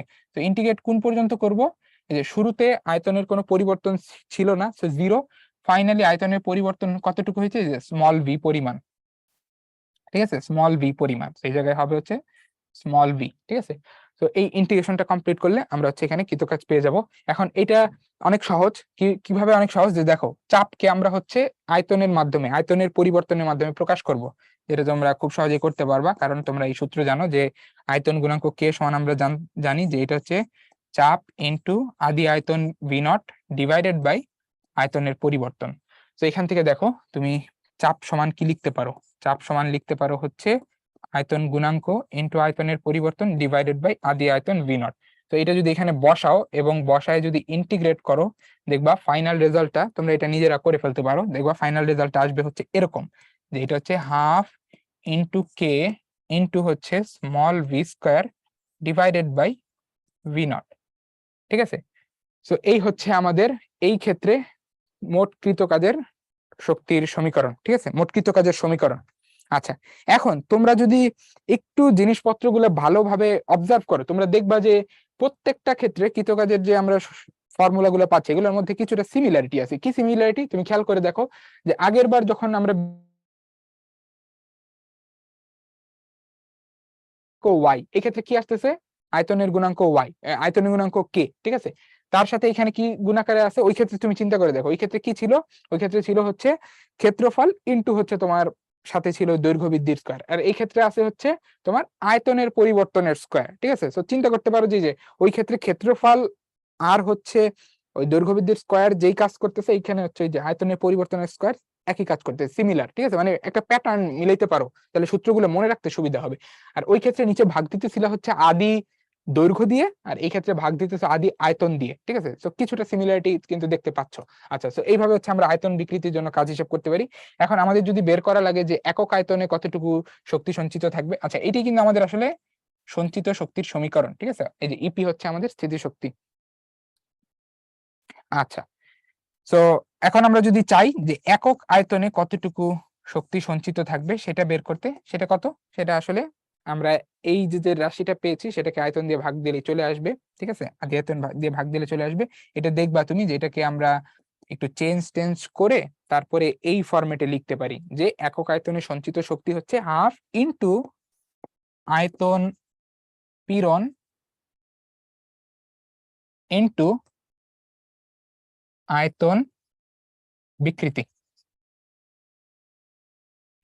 এই হচ্ছে আমাদের একক আয়তনে সঞ্চিত শক্তির সমীকরণ, ঠিক আছে। তো আমি যেটা বলতেছিলাম যে তুমি যদি প্যাটার্ন গুলা মিলাই মিলাই পড়ো তাহলে তোমার সূত্রগুলো মনে রাখা ইজি হবে, ঠিক আছে। তো দেখো তো প্যাটার্নটাকে মিলতেছে কিনা। তোমার দৈর্ঘ্য বিকৃতির জন্য আমরা একক আয়তনে সঞ্চিত শক্তি পেয়েছিলাম হাফ ইন্টু দৈর্ঘ্য পীড়ন ইন্টু দৈর্ঘ্য বিকৃতি, এখানে কি পাচ্ছি হাফ ইন্টু আয়তন পীড়ন ইন্টু আয়তন বিকৃতি, ঠিক আছে। তো দেখতেই পাচ্ছ যে একটা সিমিলারিটি কিন্তু আছে এখানে। তো এই হচ্ছে আমাদের আয়তন বিকৃতির জন্য তোমার কৃতকাজ এবং একক আয়তনে সঞ্চিত শক্তির সমীকরণ, ঠিক আছে। আচ্ছা, আশা করি বুঝতে পারছো। তো একইভাবে আমরা এখন দেখবো ক্রিন্তন বিকৃতির জন্য হচ্ছে কৃতকাজটা কত। আচ্ছা, ফুয়াদ বলছো যে আগের স্লাইডটা আরেকবার দেখানো যাবে। ফুয়াদ তুমি তো ভিডিও পেয়েই যাবা, তখন তো যতবার খুশি ততবার দেখতে পাবা। তোমার যদি কোনো কোশ্চেন থাকে করতে পারো, ঠিক আছে, যে কোনো জায়গায় যদি তুমি না বুঝে থাকো। হ্যাঁ, ব্রেক দিব, নামাজের ব্রেক দিব, আর একটু পরেই দিব। ক্রিন্তন বিকৃতির জন্য আমাদের কাজটা কিভাবে বের করব, একই রকম আইডিয়া। যে দেখো, আমরা একটু আগে দেখছি যে দৈর্ঘ্য বরাবর বল প্রয়োগ করার কারণে দৈর্ঘ্য বিকৃতি হয়, তোমার চাপ প্রয়োগ করার কারণে আয়তন বিকৃতি হয়। ক্রিন্তন বিকৃতি কখন হয়, স্পর্শকীয় বল প্রয়োগ করার কারণে, ঠিক আছে। ফলে এই স্পর্শকীয় বল প্রয়োগ করার কারণে তুমি যে একটা বিকৃতি ঘটাচ্ছ, এর কারণে এই বস্তুর মধ্যে একটা শক্তিও সঞ্চিত থাকবে, ঠিক আছে। এই যে, এবং সেটা কিভাবে বের করব, আইডিয়া আগের মতো হবে আমাদের, যে এইখানে আমরা যে স্পর্শকীয় বলটা প্রয়োগ করতেছি এর ফলে এই তলটা কি হচ্ছে দেখো তো, এই তলটাই যে নিচের তলের সাপেক্ষে কিছুটা সরে যাচ্ছে, ঠিক আছে। ফলে আমাদের এখানে কি হবে, যে এই বস্তুর মধ্যে একটা শক্তি সঞ্চিত থাকবে, ঠিক আছে। এখন ওই শক্তি সঞ্চিত শক্তিটাই আমরা কি করতে যাচ্ছি, বের করতে যাচ্ছি। তো এই ক্ষেত্রে আসলে কাজ কিভাবে হিসাব করব, একটু তোমরা যদি বুঝে বুঝে করার চেষ্টা করো তখন দেখবা যে এই জিনিসগুলো ইজি, খুবই ইজি। কিভাবে, যে আমরা এখানে আসলে বল কোনটা প্রয়োগ করছি, এই যে স্পর্শকীয় বল। সরণ কোনটা হয়েছে, এই যে উপরের তল যেটা ছিল ওইটার একটা সরণ হয়েছে, ঠিক আছে, নিচের তলের সাপেক্ষে। তো এটা তো আসলে একটা পরিবর্তনশীল বল দ্বারা কৃত কাজ, একবারে বের করতে পারবো না, তাহলে কি করি, তাহলে আমরা ছোট্ট একটা সরণ নেই, ছোট্ট একটা সরণ, এইটা ধরো এই ছোট সরণ dx, তো তার জন্য কৃতকাজ বের করব এবং এইভাবে পুরোটার জন্য কৃতকাজ বের করার জন্য যোগ করব, ঠিক আছে। তো ছোট্ট সরণের জন্য কৃতকাজ হবে এই যে স্পর্শকীয় বল ইনটু ক্ষুদ্র সরণ, ঠিক আছে, এবং এইগুলোকে আমরা যোগ করব কত থেকে, যে দেখো শুরুতে আসলে কোনো সরণই ছিল না যখন বল প্রয়োগ করিনি, এরপর সর্বোচ্চ সরণ কতটুকু হয়েছে, স্মল এক্স, এই যে এতটুকু। তো আমাদের এই হচ্ছে লিমিট। এখন দুইটাই পরিবর্তনশীল রাশি, একবার ইন্টিগ্রেট করা যায় না, তাহলে কি কি করব, এই যে বলটাকে সরণের মাধ্যমে প্রকাশ করার চেষ্টা করব। কিভাবে, যে আমরা যদি ধরে নেই এই যে বস্তুটা নিছি তার জন্য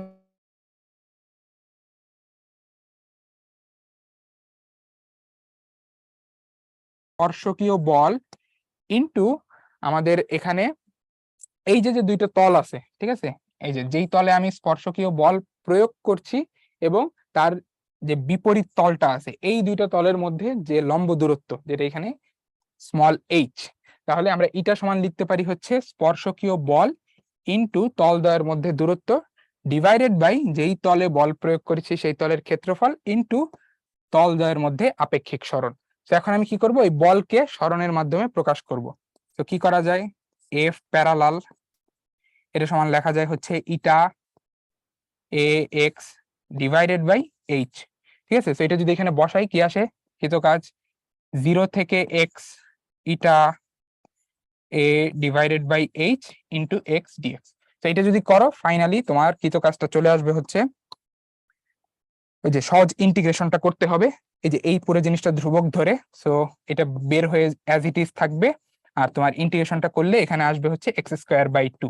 ঠিক আছে, তো এই হচ্ছে আমাদের মোট কৃতকাজের সমীকরণ। ঠিক আছে, মোট কৃতকাজের সমীকরণ, যেটাকে আমরা চাইলে একটু ভিন্নভাবেও লিখতে পারি। সেটা হচ্ছে যে তোমরা এইটাকে এই যে হাফ ইন্টু স্পর্শকীয় বল ইন্টু তোমার মোট এই যে যে তলদ্বয়ের আপেক্ষিক সরণ, সেটা এইভাবে আসলে আমরা প্রকাশ করতে পারি। ঠিক আছে, তো দুইভাবেই আসলে এই কৃতকাজের সমীকরণটাকে প্রকাশ করা যায়। আচ্ছা, এবং একক আয়তনে সঞ্চিত শক্তির সমীকরণটা তাহলে কি হবে, সেটাও আসলে ওই যে প্যাটার্ন মিলায় তুমি বুঝতে পারতেছো যে কি হবে। প্যাটার্ন মিলাইলে সেটা হবে যে একক আয়তনে, এই যে এটা তো আসলে আমার মোট সঞ্চিত শক্তি ইপি, তাহলে একক আয়তনে কতটুকু শক্তি সঞ্চিত হবে, এই যে আমার ইপি বাই ভি, এটা আসলে কতটুকু হবে, এটা হবে হচ্ছে হাফ ইনটু, দেখো আমরা প্রত্যেকবার দেখেছি যে একক আয়তনে সঞ্চিত শক্তিটা হয় হচ্ছে হাফ ইনটু বিকৃতি, হাফ ইনটু পীড়ন ইনটু বিকৃতি, যেহেতু এটা কৃন্তন বিকৃতি ঘটতেছে, ফলে এখানে আসবে হচ্ছে কৃন্তন পীড়ন ইনটু কৃন্তন বিকৃতি। ঠিক আছে, তো এই হচ্ছে আমাদের একক আয়তনে সঞ্চিত শক্তির সমীকরণ, এবং তার সাথে সাথে আমার মোট সঞ্চিত শক্তির সমীকরণ। ঠিক আছে, আচ্ছা নূরজাহান জিজ্ঞেস করছো যে কৃন্তন শব্দের অর্থ কি। ঠিক আছে, কৃন্তন এটা একটা কঠিন শব্দ, তারপরে বলি এটা হচ্ছে মোচড় দেওয়া। ঠিক আছে, যে তুমি যদি কোনো একটা জিনিসকে এরকম ভাবে স্পর্শকীয় বল প্রয়োগ করো, একটা তলকে স্পর্শকীয় বল প্রয়োগ করো এবং তার বিপরীত তলকে যদি তুমি কোনো কিছুর সাথে আটকায় দাও, তখন কি হবে, যে ওই যেই তলে বল প্রয়োগ করছো ওইটা তার বিপরীত তলের সাপেক্ষে কিছুটা সামনে এগিয়ে যাবে, এটাকে আমরা বলি মোচড় খাওয়া। ঠিক আছে, তো এইটারই একটা সুন্দর নাম দিছে হচ্ছে কৃন্তন। আচ্ছা, তো আশা করি এই পর্যন্ত সবাই রিলেট করতে পারছো। তো সামনে আমরা পয়সনের অনুপাতটা দেখি। তো এটা দেখার আগে আমার মনে হয় একটা ব্রেক দেওয়া যেতে পারে, যেহেতু তোমরা অনেকেই বলতেছো যে ব্রেক দিতে, তোমরা অনেকে নামাজ পড়ো। আচ্ছা, তাহলে আমরা এটা পরে শুরু করি, ব্রেক থেকে এসে আমরা শুরু করি। ঠিক আছে, তো একটা ব্রেক দেই, একটা ব্রেক দেই, আমাদের একটা ব্রেক থাকবে, তারপরে ব্রেক থেকে এসে বাকি জিনিসপত্রগুলো দেখবো। তো এখন হচ্ছে ঘড়িতে বাজে 6টা 47, 6টা 47 বাজে। তো আমরা আবার ধরো 7টার দিকেই শুরু করব। ঠিক আছে, তো একটা ব্রেক থাকলো, ব্রেকের পরে আমরা বাকি জিনিসপত্র দেখবো।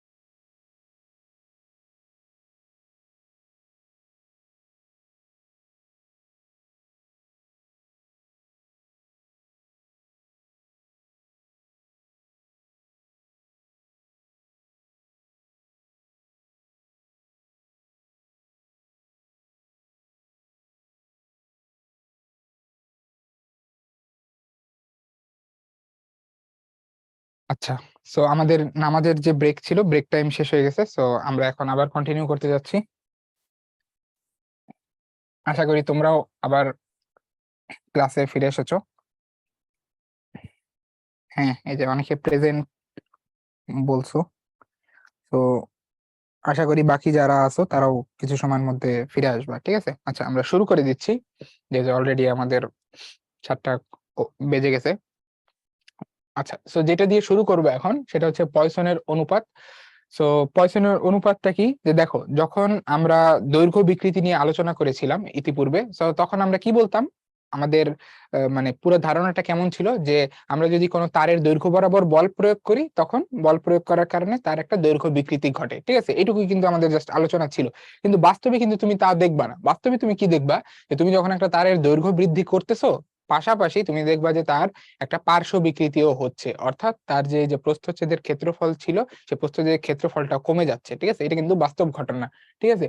তো বিজ্ঞানী পয়সন যেটা দেখতে পাইলো সেটা হচ্ছে যে একটা নির্দিষ্ট উপাদানের তৈরি তারের জন্য সব সময় এই পার্শ্ব বিকৃতি, যে পার্শ্ব বিকৃতির যে মান, ঠিক আছে, এবং দৈর্ঘ্য বিকৃতির যে মান, সেই অনুপাত দুইটা, পার্শ্ব বিকৃতি আর দৈর্ঘ্য বিকৃতির যে অনুপাতটা, এটা সবসময় ধ্রুবক থাকে একটা নির্দিষ্ট পদার্থের তৈরি বস্তুর জন্য, ঠিক আছে?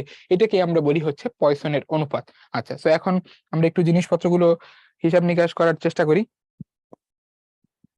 দেখো, যে এখানে এই যে যে তারটা দেখতে পারতেছো, শুরুতে এই যে তারটা আছে, তো এই তারের, ধরো আমি বলে দিচ্ছি তোমাকে, যে এই তারের যে ব্যাসার্ধ সেটা ছিল হচ্ছে ক্যাপিটাল আর নট, ঠিক আছে? এটা হচ্ছে আমাদের আদি ব্যাসার্ধ। আর এই তারের যে দৈর্ঘ্য সেটা এই যে এখানে দেখতেই পাচ্ছ, যে এই দৈর্ঘ্যটা হচ্ছে এল নট, আদি দৈর্ঘ্য। এরপরে আমি কি করলাম, যে এই তারের দুই প্রান্ত বরাবর আমি সমান বল প্রয়োগ করলাম। তাহলে কি হবে, দুই প্রান্ত বরাবর বল প্রয়োগ করলে তারের দৈর্ঘ্যটা বৃদ্ধি পাবে, তাই না? চিত্রটা আসলে এখানে কারেক্ট না। যেটা হবে যে আসলে এখানে দেখে মনে হচ্ছে যে এক পাশেই বাড়তেছে, আসলে দৈর্ঘ্য কিন্তু দুই পাশেই বাড়বে। মানে বিষয়টা এরকম, যে এই যে তারের দৈর্ঘ্য আসলে দুই পাশেই কি হবে, বাড়বে, ঠিক আছে, এবং বেড়ে এই অবস্থা দাঁড়াইছে। আচ্ছা, তো এখন আমরা এখানে দেখতে পাচ্ছি যে তারের একটা দৈর্ঘ্যর বিকৃতি হয়েছে। যেহেতু এই যে দৈর্ঘ্যটা দেখো, শুরুতে এল নট ছিল, এরপর টানার পরে দৈর্ঘ্য এত পরিমাণ বেড়ে গেছে। একই সাথে আমরা দেখতে পাই যে যে যখন দৈর্ঘ্য বেড়ে গেছে, তখন তারের যে ব্যাসার্ধ, সেই ব্যাসার্ধ কিন্তু কমে গেছে। তুমি চিন্তা করে দেখো, যে শুরুতে তারের ব্যাসার্ধ ছিল আর নট, এরপর আমরা যখন তাকে টেনে লম্বা করলাম, তখন ব্যাসার্ধ দাঁড়াচ্ছে হচ্ছে আর, অর্থাৎ এখানে ব্যাসার্ধ ডেল্টা আর পরিমাণ কমে গেছে, ঠিক আছে? ডেল্টা আর পরিমাণ কমে গেছে।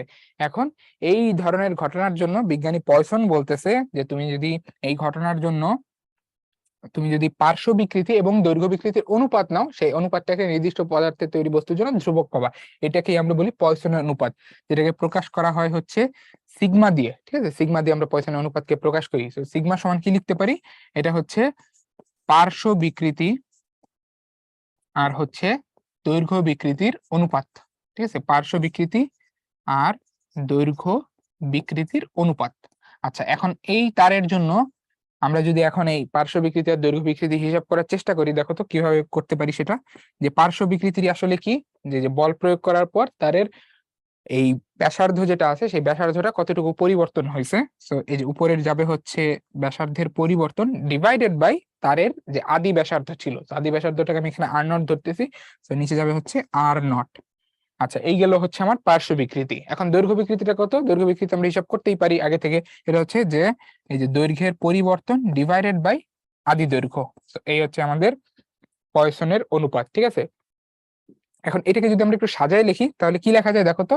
সাজায় লিখলে এখান থেকে লেখা যায় যে পয়সনের অনুপাত সিগমা সমান হচ্ছে delta R into L naught divided by delta L into R not.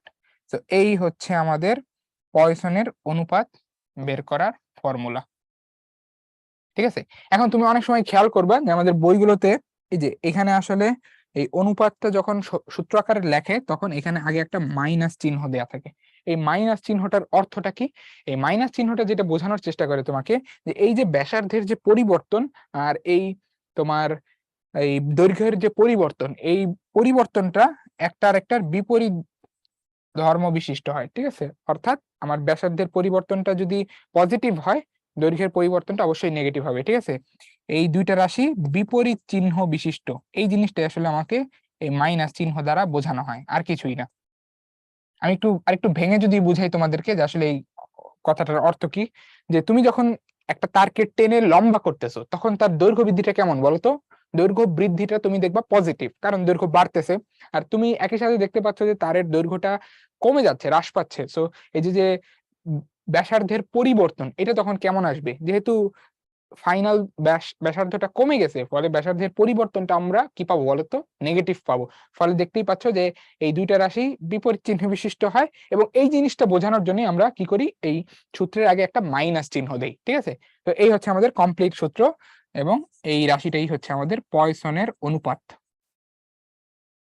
এটা হচ্ছে পয়সনের অনুপাত সিগমা।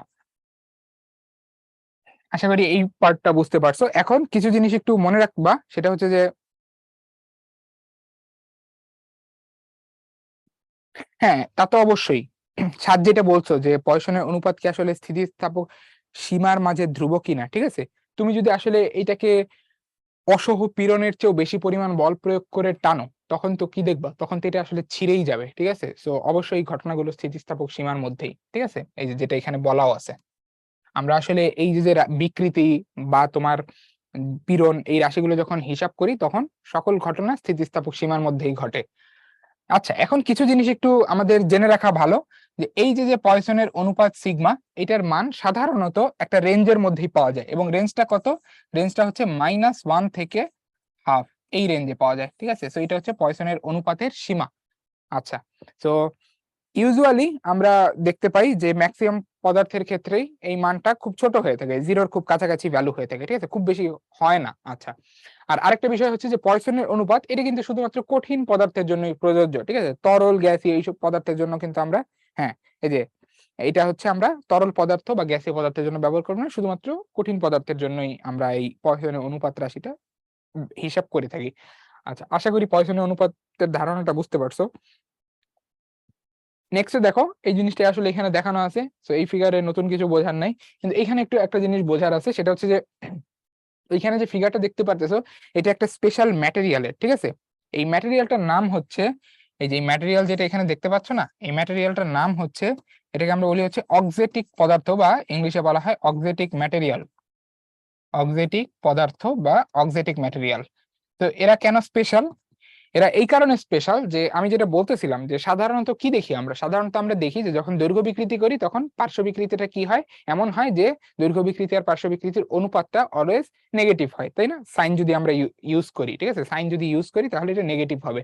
আচ্ছা, কিন্তু কিছু কিছু এই পদার্থ আছে, বিশেষ পদার্থ, যার মধ্যে এই যে অক্সিটিক পদার্থের আমি নাম নিলাম, সেটার ক্ষেত্রে কি দেখা যায়, যে এদের ক্ষেত্রে যখন দৈর্ঘ্য বাড়ায় একই সাথে সাথে তোমার প্রস্থ বা পার্শ্ব বিকৃতি যেটা হয় সেটাও কি হয়, তোমার এমন হয় যে সেটা বাড়তে থাকে। ঠিক আছে, অর্থাৎ এখানে আমরা যদি এই পদার্থের কথা বলি, এটাকে আমরা যখন টান দিব, বল প্রয়োগ করব, তখন সে দৈর্ঘ্যে যেমন বাড়বে, তুমি দেখতে পাবা সে পার্শ্বীয় ভাবেও কিন্তু কি হবে, বাড়বে। ঠিক আছে, অর্থাৎ তার জন্য দৈর্ঘ্য বিকৃতি পার্শ্ব বিকৃতি দুইটাই ধনাত্মক হবে।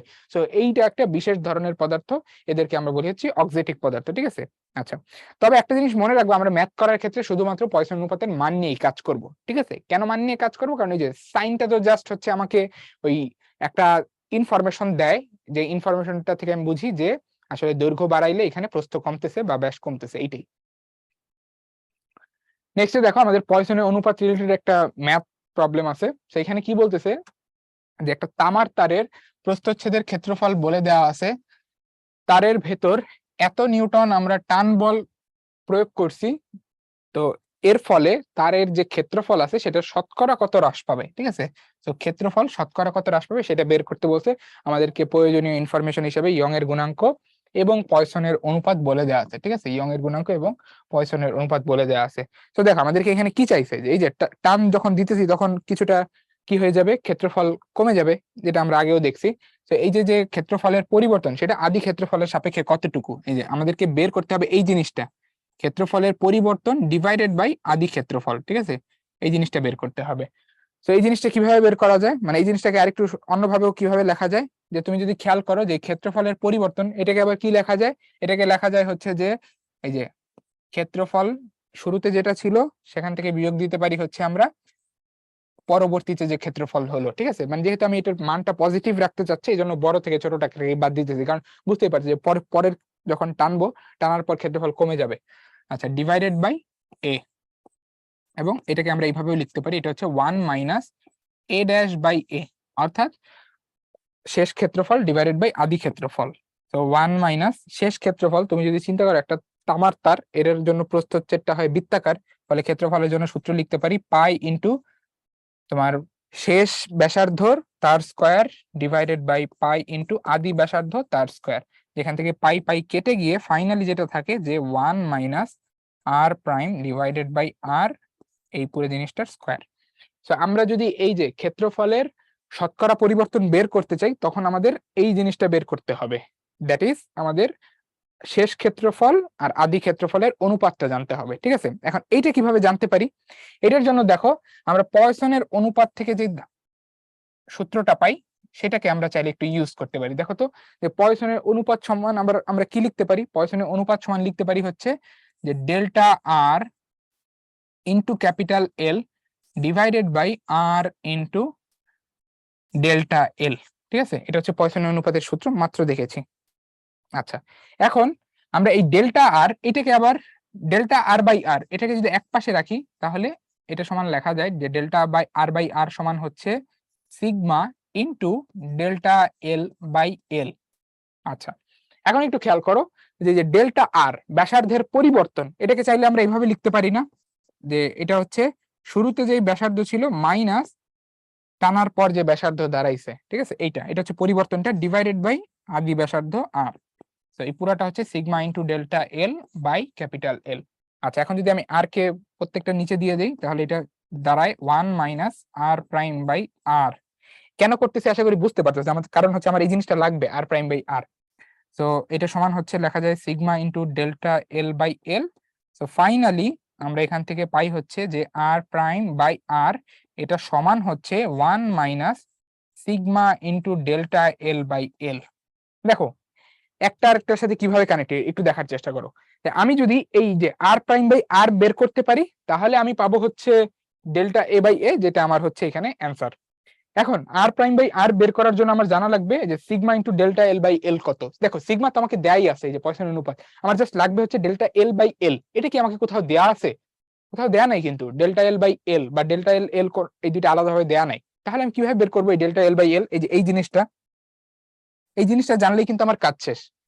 এখন এইটা বের করার জন্য আমি আবার এই যে ইয়ং এর গুণাঙ্কের যে সূত্র সেটাকে একটু ব্যবহার করতে পারি। সেটা কিভাবে তুমি দেখো, সেটা হচ্ছে যে ইয়ং এর গুণাঙ্কের সূত্র আমরা জানি যে এটা সমান হচ্ছে capital F into capital L divided by A into small L, বা এটাকে আসলে স্মল এলটাকে আসলে আমি এখানে ডেল্টা এল লিখতেছি, ঠিক আছে, আশা করি এটা বুঝতেই পারতেছো, ডেল্টা এল। দেখো তো, এখান থেকে কিন্তু আমি চাইলেই কি বের করতে পারি বলতো, ডেল্টা এল বাই এলটা বের করে ফেলতে পারি। কিভাবে? যে আমি যদি ডেল্টা এল বাই এল কে এক পাশে রাখি, তাহলে এটা দাঁড়ায় হচ্ছে এফ বাই এ ওয়াই, ঠিক আছে। তো আমার কাছে বলের মান দিয়ে দেওয়া আছে, এই যে 40 নিউটন টান, তারপরে ক্ষেত্রফল দিয়ে দেওয়া আছে, ইয়ং এর গুণাঙ্ক দিয়ে দেওয়া আছে, ফলে আমি এখান থেকে ডেল্টা এল বাই এল পাবো। ডেল্টা এল বাই এল পেলে আমি আর প্রাইম বাই আর পাবো, আর প্রাইম বাই আর পেলে আমি ডেল্টা এ বাই এ পাবো। তো দেখছো একটা আরেকটার সাথে কিভাবে কানেক্টেড। তো আমরা বের করে ফেলি, দেখো তো ডেল্টা এল বাই এল, এটার যদি আমি এখন মান বসাই, দেখো এফ কত, 40 নিউটন, তারপরে প্রস্থচ্ছেদের ক্ষেত্রফল কত, 0.001 সেন্টিমিটার স্কয়ার। এটাকে যদি আমরা মিটার স্কয়ার নিই, এটা আসবে হচ্ছে 10⁻⁻7। তার সাথে হচ্ছে ইয়ং এর গুণাঙ্ক কত, 1.1 ইন্টু 10⁻11, ঠিক আছে। তো এটা যদি আমরা করি, দেখো কি আসে। আচ্ছা, আমি ক্যালকুলেটরে বসাচ্ছি 40/1.1 ইন্টু 10⁻⁻4। সেটা যদি করো দেখবে এটা চলে আসতেছে হচ্ছে 3.636 ইন্টু 10⁻⁻3। এই হচ্ছে আমার ডেল্টা এল বাই এল এর মান। এখন এটা আমি এখানে বসাবো, এই যে এই লাইনে বসাবো। তো বসাইলে কি পাই দেখো, আমি যদি এখানে বসাইলে আসে হচ্ছে 1 মাইনাস সিগমার ভ্যালু কত, পয়সনের অনুপাত 0.32, 0.32 ইন্টু তোমার হচ্ছে এটা 6.636 ইন্টু 10⁻⁻3, যেটা যদি আমরা ভ্যালু বের করি একবারে কত আসে, এই জিনিসটাকে 0.3 দিয়ে গুণ দেই, তারপরে পুরো জিনিসটাকে 1 থেকে বাদ দেই, আসতেছে হচ্ছে 0.998। এই যে আমার আর প্রাইম বাই আর চলে আসছে। এখন দেখো আর প্রাইম বাই আর একবার চলে আসলে, এখন যদি এটাকে এখানে বসাই এবং বসায় স্কোয়ার করে 1 থেকে বাদ দিই তাহলে কাজ শেষ। এটা আসবে হচ্ছে 1 মাইনাস তোমার 0.998 এটার স্কোয়ার, এবং এটা যদি আমি ক্যালকুলেটরে বের করি, এটা আসতেছে হচ্ছে তোমার 2.325 ইন্টু 10⁻³ তার মানে খুবই ছোট একটা ভ্যালু। সো এটা হচ্ছে তোমার এই যে এই অনুপাতটার মান। তুমি এই যে ক্ষেত্রফলকে শতকরা কত হ্রাস পাবে এটা বের করার জন্য জাস্ট এখন এটাকে 100 দিয়ে গুণ গুণ দিয়ে দিবা। তো যে 100 দিয়ে যদি এখন গুণ দিয়ে দাও তাহলে পুরো জিনিসটা তোমার এখানে পার্সেন্টেজে চলে আসবে অ্যান্সারটা। ঠিক আছে, তো শেষ। এটা চলে আসবে প্রবাবলি কত, হ্যাঁ 0.2325, মানে খুবই কম, পরিবর্তনটা খুবই কম, যেটা আসলে খুবই অবভিয়াস। তো দেখো আমরা আসলে পুরো জিনিসটাকে পার্ট পার্ট ভেঙে করছি যেন তুমি সহজেই বুঝতে পারো। ঠিক আছে, তো আমরা যেটা করছি, আমাদের যেই জিনিসটা চাইছে সেই জিনিসটা কার উপর নির্ভর করে সেটা দেখছি, এবং ওই জিনিসগুলো বের করার জন্য যা যা করা লাগছে তাই তাই করছি। ঠিক আছে, তো এই পুরো প্রসেসটাকে সবাই বুঝতে পারছি? একটু চ্যাট বক্সে লিখে জানাও তো, যদি বুঝো সি লিখলেই হবে। আচ্ছা, অনেকে দেখতেছি ভিন্ন ভিন্ন অ্যান্সার দিতেছো, অ্যান্সার এইটাই আসার কথা। ঠিক আছে, তুমি যদি এইভাবে আগাও তাহলে এইটাই অ্যান্সার আসার কথা।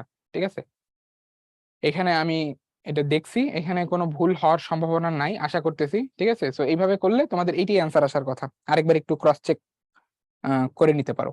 আচ্ছা, 7 বলছো যে বামের পার্টটা একবার বুঝাবো কিনা। আচ্ছা, যেখান থেকে শুরু করছি, এই যে আমার চাইছে ক্ষেত্রফল শতকরা কত হ্রাস পাবে, এই যে শতকরা কত হ্রাস পাবে বৃদ্ধি পাবে, এই জিনিসটা তোমরা এই যে অনেক করছো ত্রুটি রিলেটেড ম্যাথ করার ক্ষেত্রে কি করতা, পরিবর্তন নিতা এবং ওইটাকে আদি মান দিয়ে ভাগ দিতা। তো তাই করছি। তো এই যে পরিবর্তনটা কিভাবে লিখতেছি, যে দেখো ক্ষেত্রফল তো আসলে কমে যাবে, তো শুরুতে আসলে আদিটা নিছি, তার থেকে শেষটা বাদ দিছি যেন পুরো ভ্যালুটা পজিটিভ হয়। ঠিক আছে, বড় থেকে ছোটটা বাদ দিছি, এটাই পরিবর্তন। এবং তারপরে এটাকে আসলে এইভাবে সাজায় লেখা যায়। এটাকে আসলে এই যে এর নিচে এ দিলে 1, আর এ প্রাইমের নিচে এ দিলে এই যে মাইনাস এ প্রাইম বাই এ। ঠিক আছে, তো এই হচ্ছে আমাদের এই রাশিটা। এখন এ প্রাইমের জায়গায় আমরা পাই ইন্টু আর প্রাইম স্কয়ার, আর এর জায়গায় পাই ইন্টু আর স্কয়ার লিখতে পারি, যেটা আসলে এই যে 1 minus R prime by R whole স্কয়ারের সমান। তো এরপর হচ্ছে বাকি জিনিসপত্র যেগুলো লাগতো এগুলো বের করছে একটা একটা করে। ঠিক আছে, আশা করি বুঝতে পারছো। আচ্ছা, তো সামনে এগাইতেছি, তোমাদের জন্য একটা কুইজ আছে, কুইজটা লঞ্চ করে দেওয়া হবে। সো তোমরা সবাই একটু পার্টিসিপেট করার ট্রাই করো। আচ্ছা, মাও বলছো ডেল এ বাই এ করলেই হয়। ডেল এ বাই এর কি ভ্যালু তুমি ডিরেক্ট জানো? জানো তো না?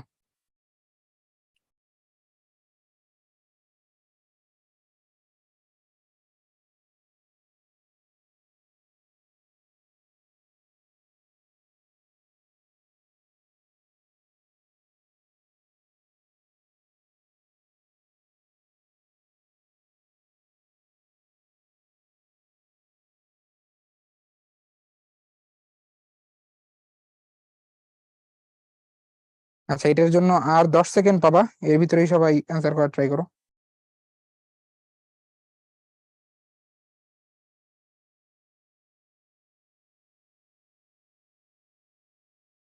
আচ্ছা, আমি এন্ড করে দিচ্ছি। দেখতে পাচ্ছি ম্যাক্সিমাম বলতেছে হচ্ছে অপশন সি।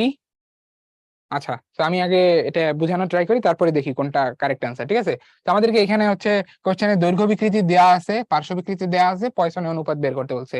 খুবই সহজ, এই ধরনের ম্যাথ দেখা মাত্র পারা উচিত। তো পয়সনের অনুপাত সিগমা, এটা হচ্ছে আসলে কি, এটা হচ্ছে পার্শ্ব বিকৃতি ডিভাইডেড বাই দৈর্ঘ্য বিকৃতি। ঠিক আছে, দৈর্ঘ্য বিকৃতি।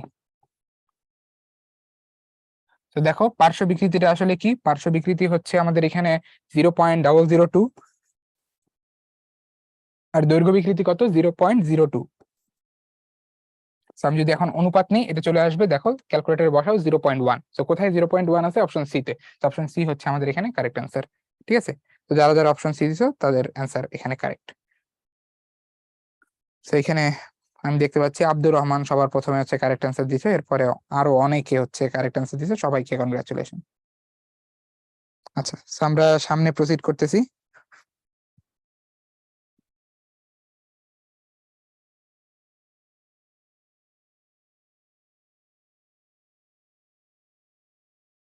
আচ্ছা, আগের ম্যাথ নিয়ে তোমরা অনেকেই হচ্ছে কোশ্চেন করতেছো, ঠিক আছে। আচ্ছা, আগের ম্যাথে তোমরা অনেকে যেটা করছো ডেল আর বাই আর, তুমি দেখো তুমি একটু চিন্তা করে আগাও, ঠিক আছে।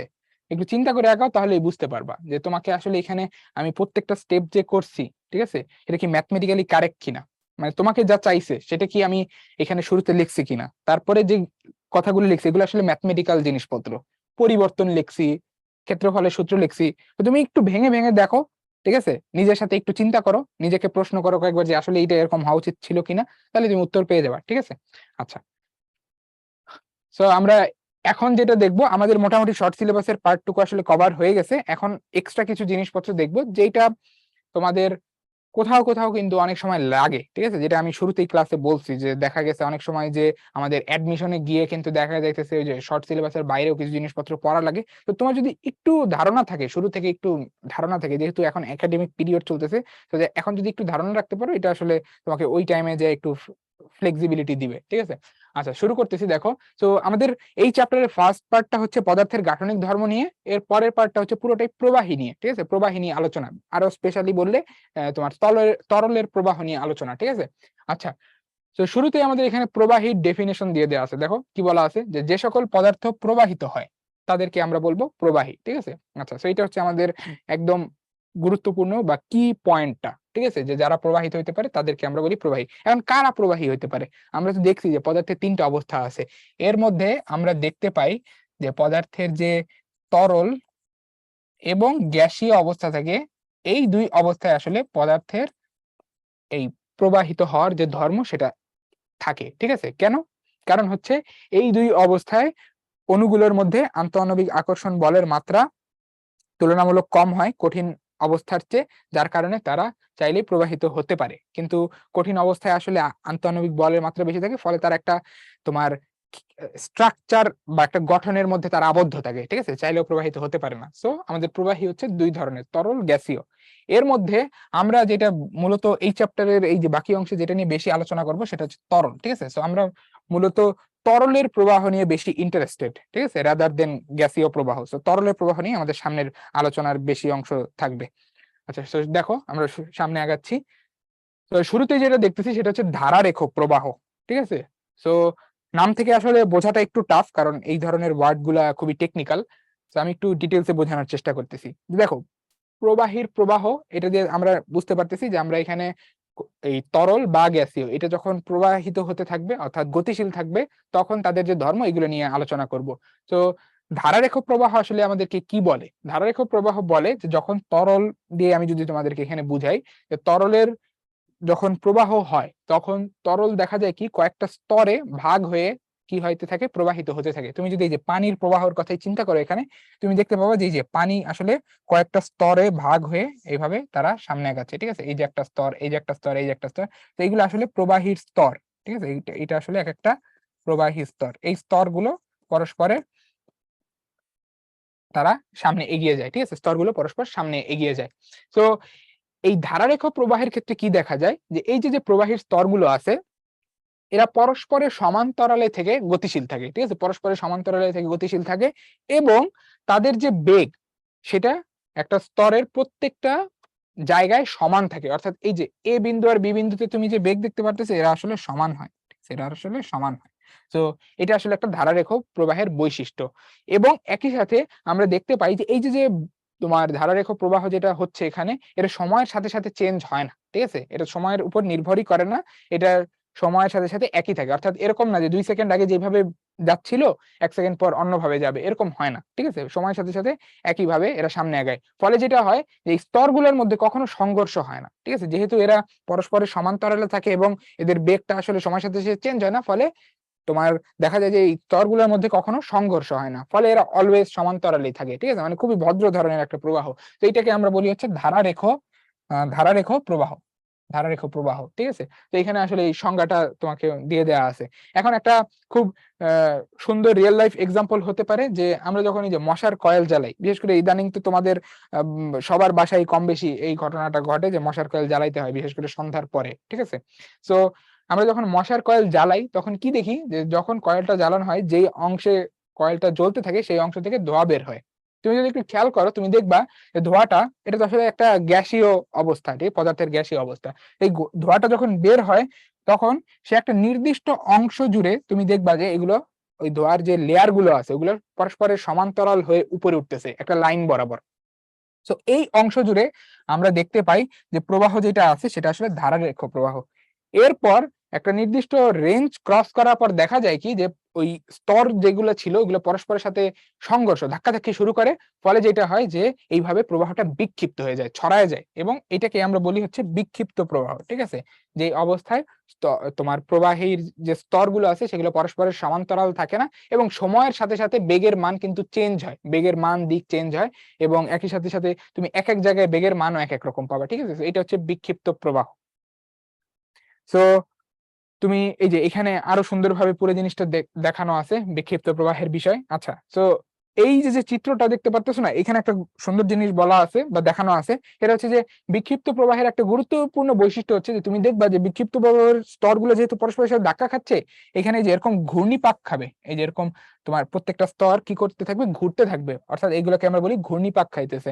তো এটা আসলে তোমার টার্বুলেন্স যে শব্দটা, এই টার্বুলেন্স শব্দটা যখন আমরা ব্যবহার করি তখন এই তোমার বিক্ষিপ্ত প্রবাহ বা টার্বুলেন্ট ফ্লোটাও চলে আসে। ঠিক আছে, তোমাদের অনেকেরই হয়তো বা ভবিষ্যতে মেকানিক্যাল ইঞ্জিনিয়ারিং নিয়ে পড়ার ইচ্ছা আছে। ঠিক আছে, আরো স্পেসিফিক ভাবে বললে অ্যারোডাইনামিক্স। ঠিক আছে, যে তোমরা প্লেন ডিজাইন করতে চাও, অনেকেরই এরকম স্বপ্ন আছে।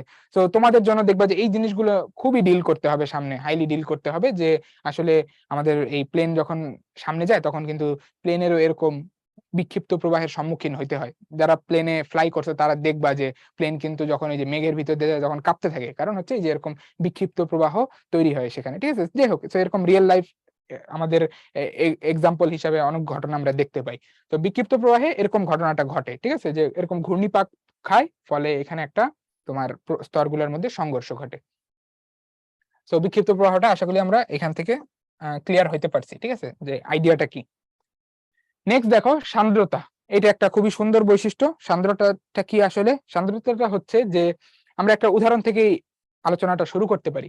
যে আমাদের ধরো দুইটা বিকার দেয়া আছে, দুইটা বিকারে আমরা দুইটা ভিন্ন ভিন্ন পদার্থ নির্দিষ্ট একটা লেভেল থেকে বা হাইট থেকে ঢালতেছি। ঠিক আছে, যে একটা বিকারে হচ্ছে আমরা তেল ঢালতেছি, আর একটা বিকারে ধরো যে মধু মধু ঢালতেছি। ঠিক আছে, ফর এক্সাম্পল।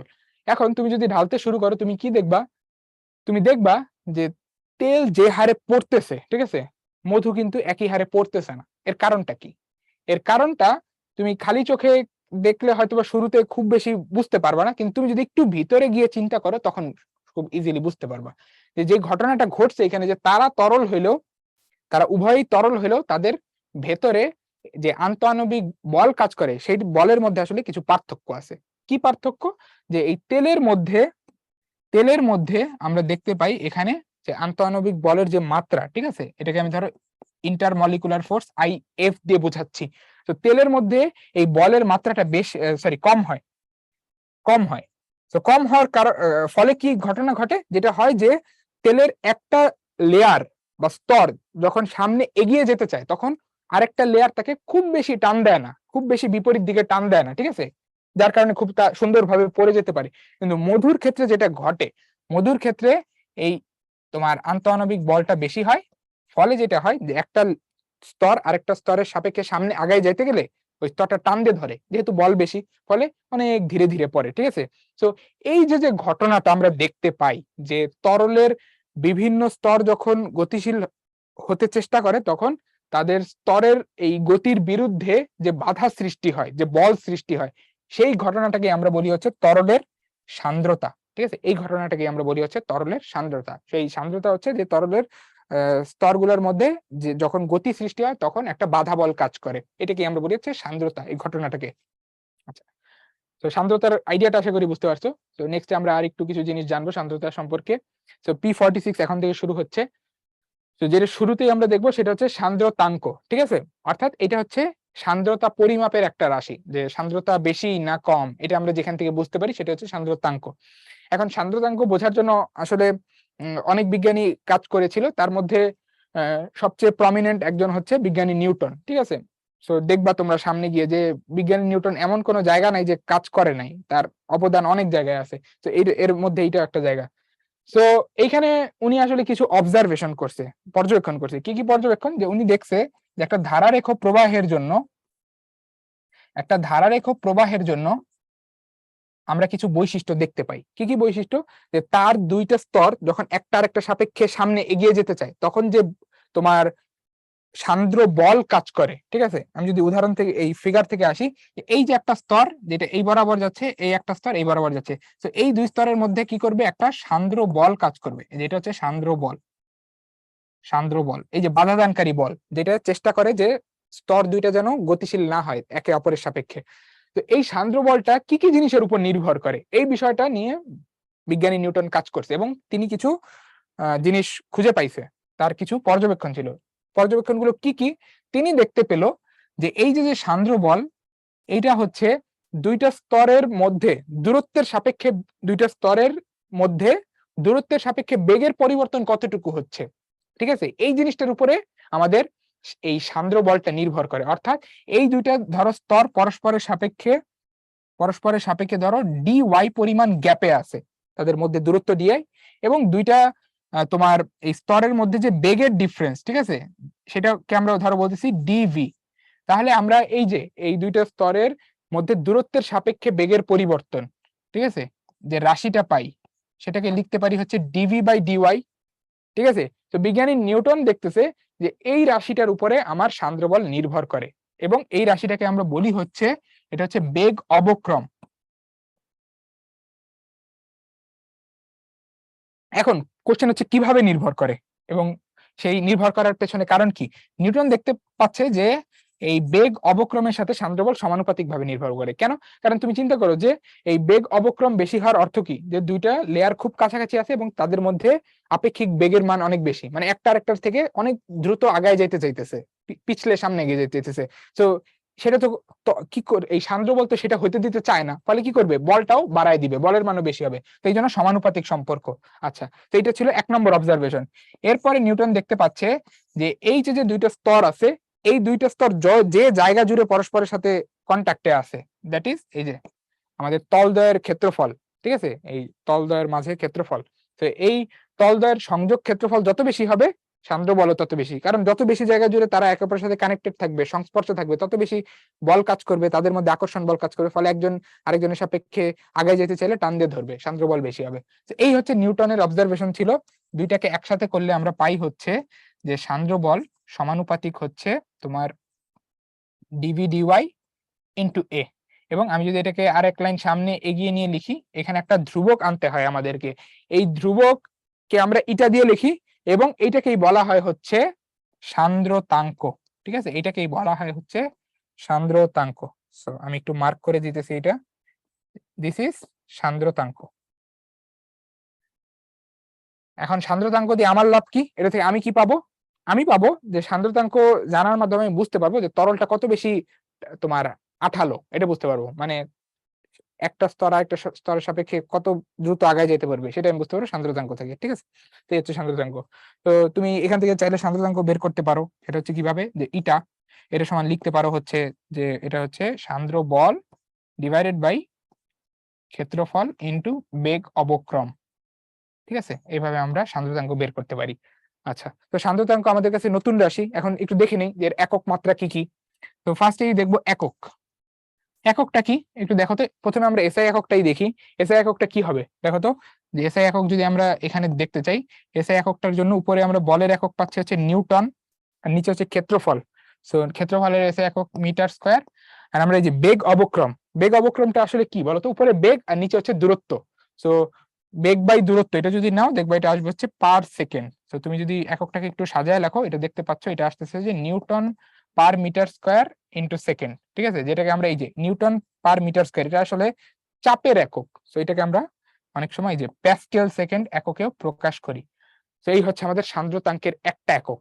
সান্দ্রতাঙ্কের আরো কিছু একক আছে, যার মধ্যে ইম্পর্টেন্ট একটা হচ্ছে সিজিএস একক। সিজিএস এককটা কি? সিজিএস এককটা হচ্ছে আমাদের, এটাকে পয়েজ একক হিসেবে প্রকাশ করা হয়। ঠিক আছে, তো সিজিএস ইউনিটে সান্দ্রতাকে পয়েজ এককে প্রকাশ করা হয়। সো 1 পয়েজ আর 1 প্যাসকেল সেকেন্ডের মধ্যে সম্পর্ক হচ্ছে এটা, সরি 10 পয়েজ, এটা সমান হচ্ছে আমাদের 1 প্যাসকেল সেকেন্ড। সো এই হচ্ছে আমাদের সান্দ্রতাঙ্কের জন্য সিজিএস আর এসআই এককের মধ্যে সম্পর্ক, ঠিক আছে। আচ্ছা, নেক্সট হচ্ছে আমরা মাত্রাটা দেখে নিই। সান্দ্রতাঙ্কের মাত্রাটা কি? তো মাত্রাটা হচ্ছে তুমি দেখতে পাচ্ছ এখানে উপরে আছে বল, তো বলের মাত্রা নিব, এটা হচ্ছে M L square T inverse two, আচ্ছা সরি এম এল হবে, M L T inverse two. আর নিচে হচ্ছে আমাদের ক্ষেত্রফল, যেটা হচ্ছে এল স্কোয়ার, আর এই বেগ অবক্রমের জন্য মাত্রাটা হবে T inverse one. So overall সান্দ্রতাঙ্কের মাত্রা হচ্ছে M L inverse one T inverse one. So এই হচ্ছে আমাদের মাত্রা একক এবং সান্দ্রতাঙ্কের ধারণা, ঠিক আছে।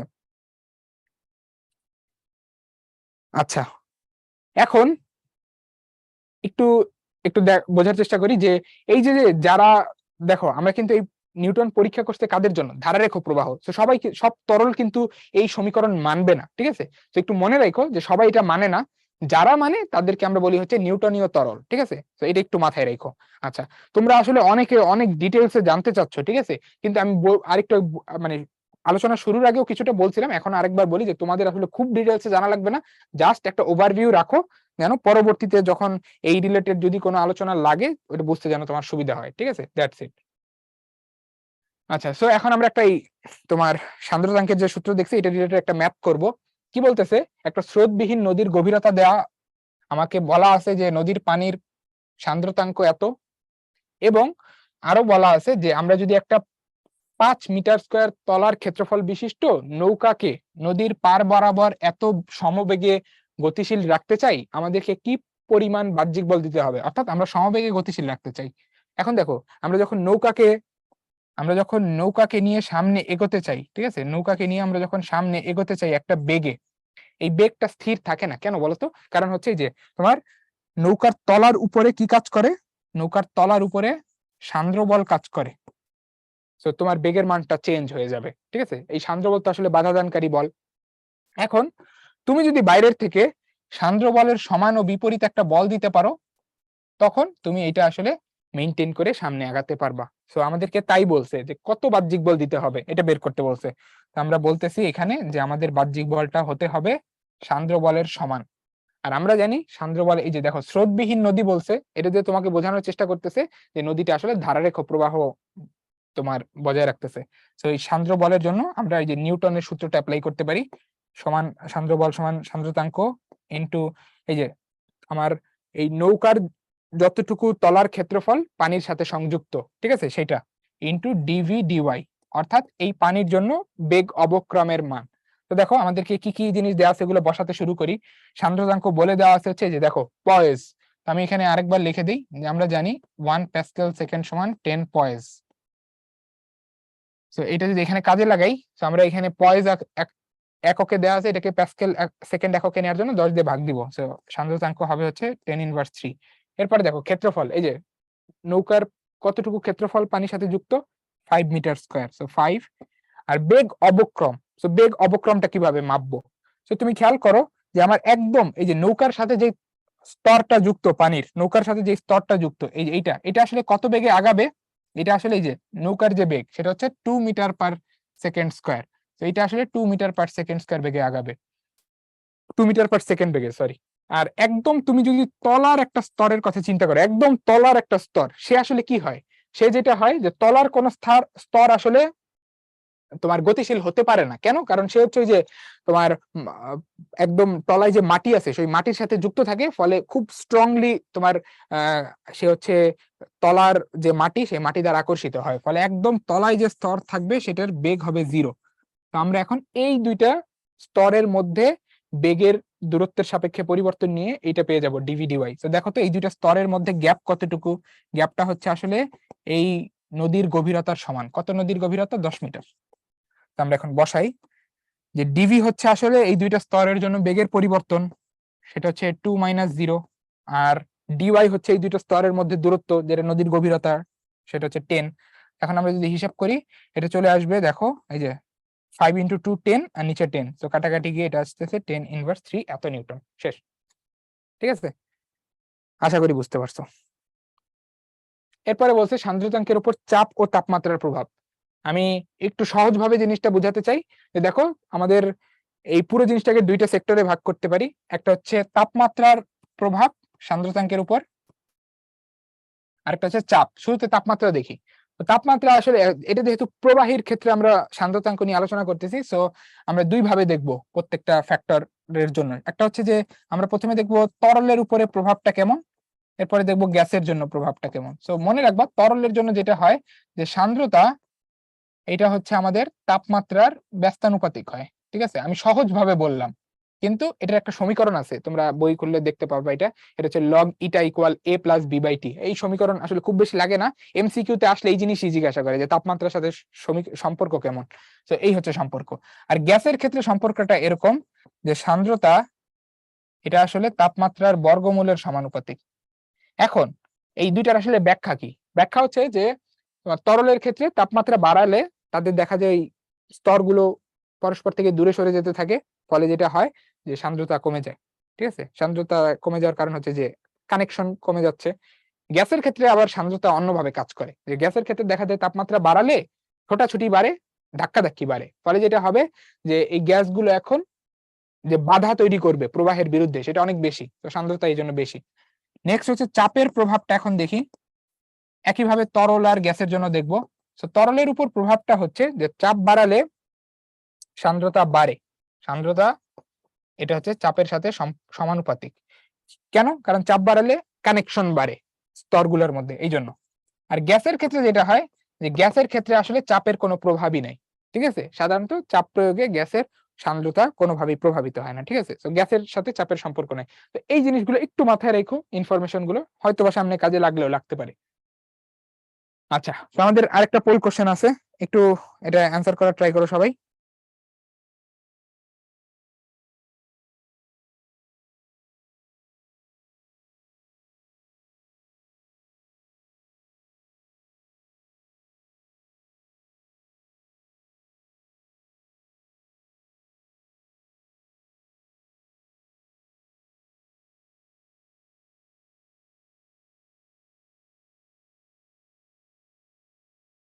চলো সবাই অ্যান্সার করো।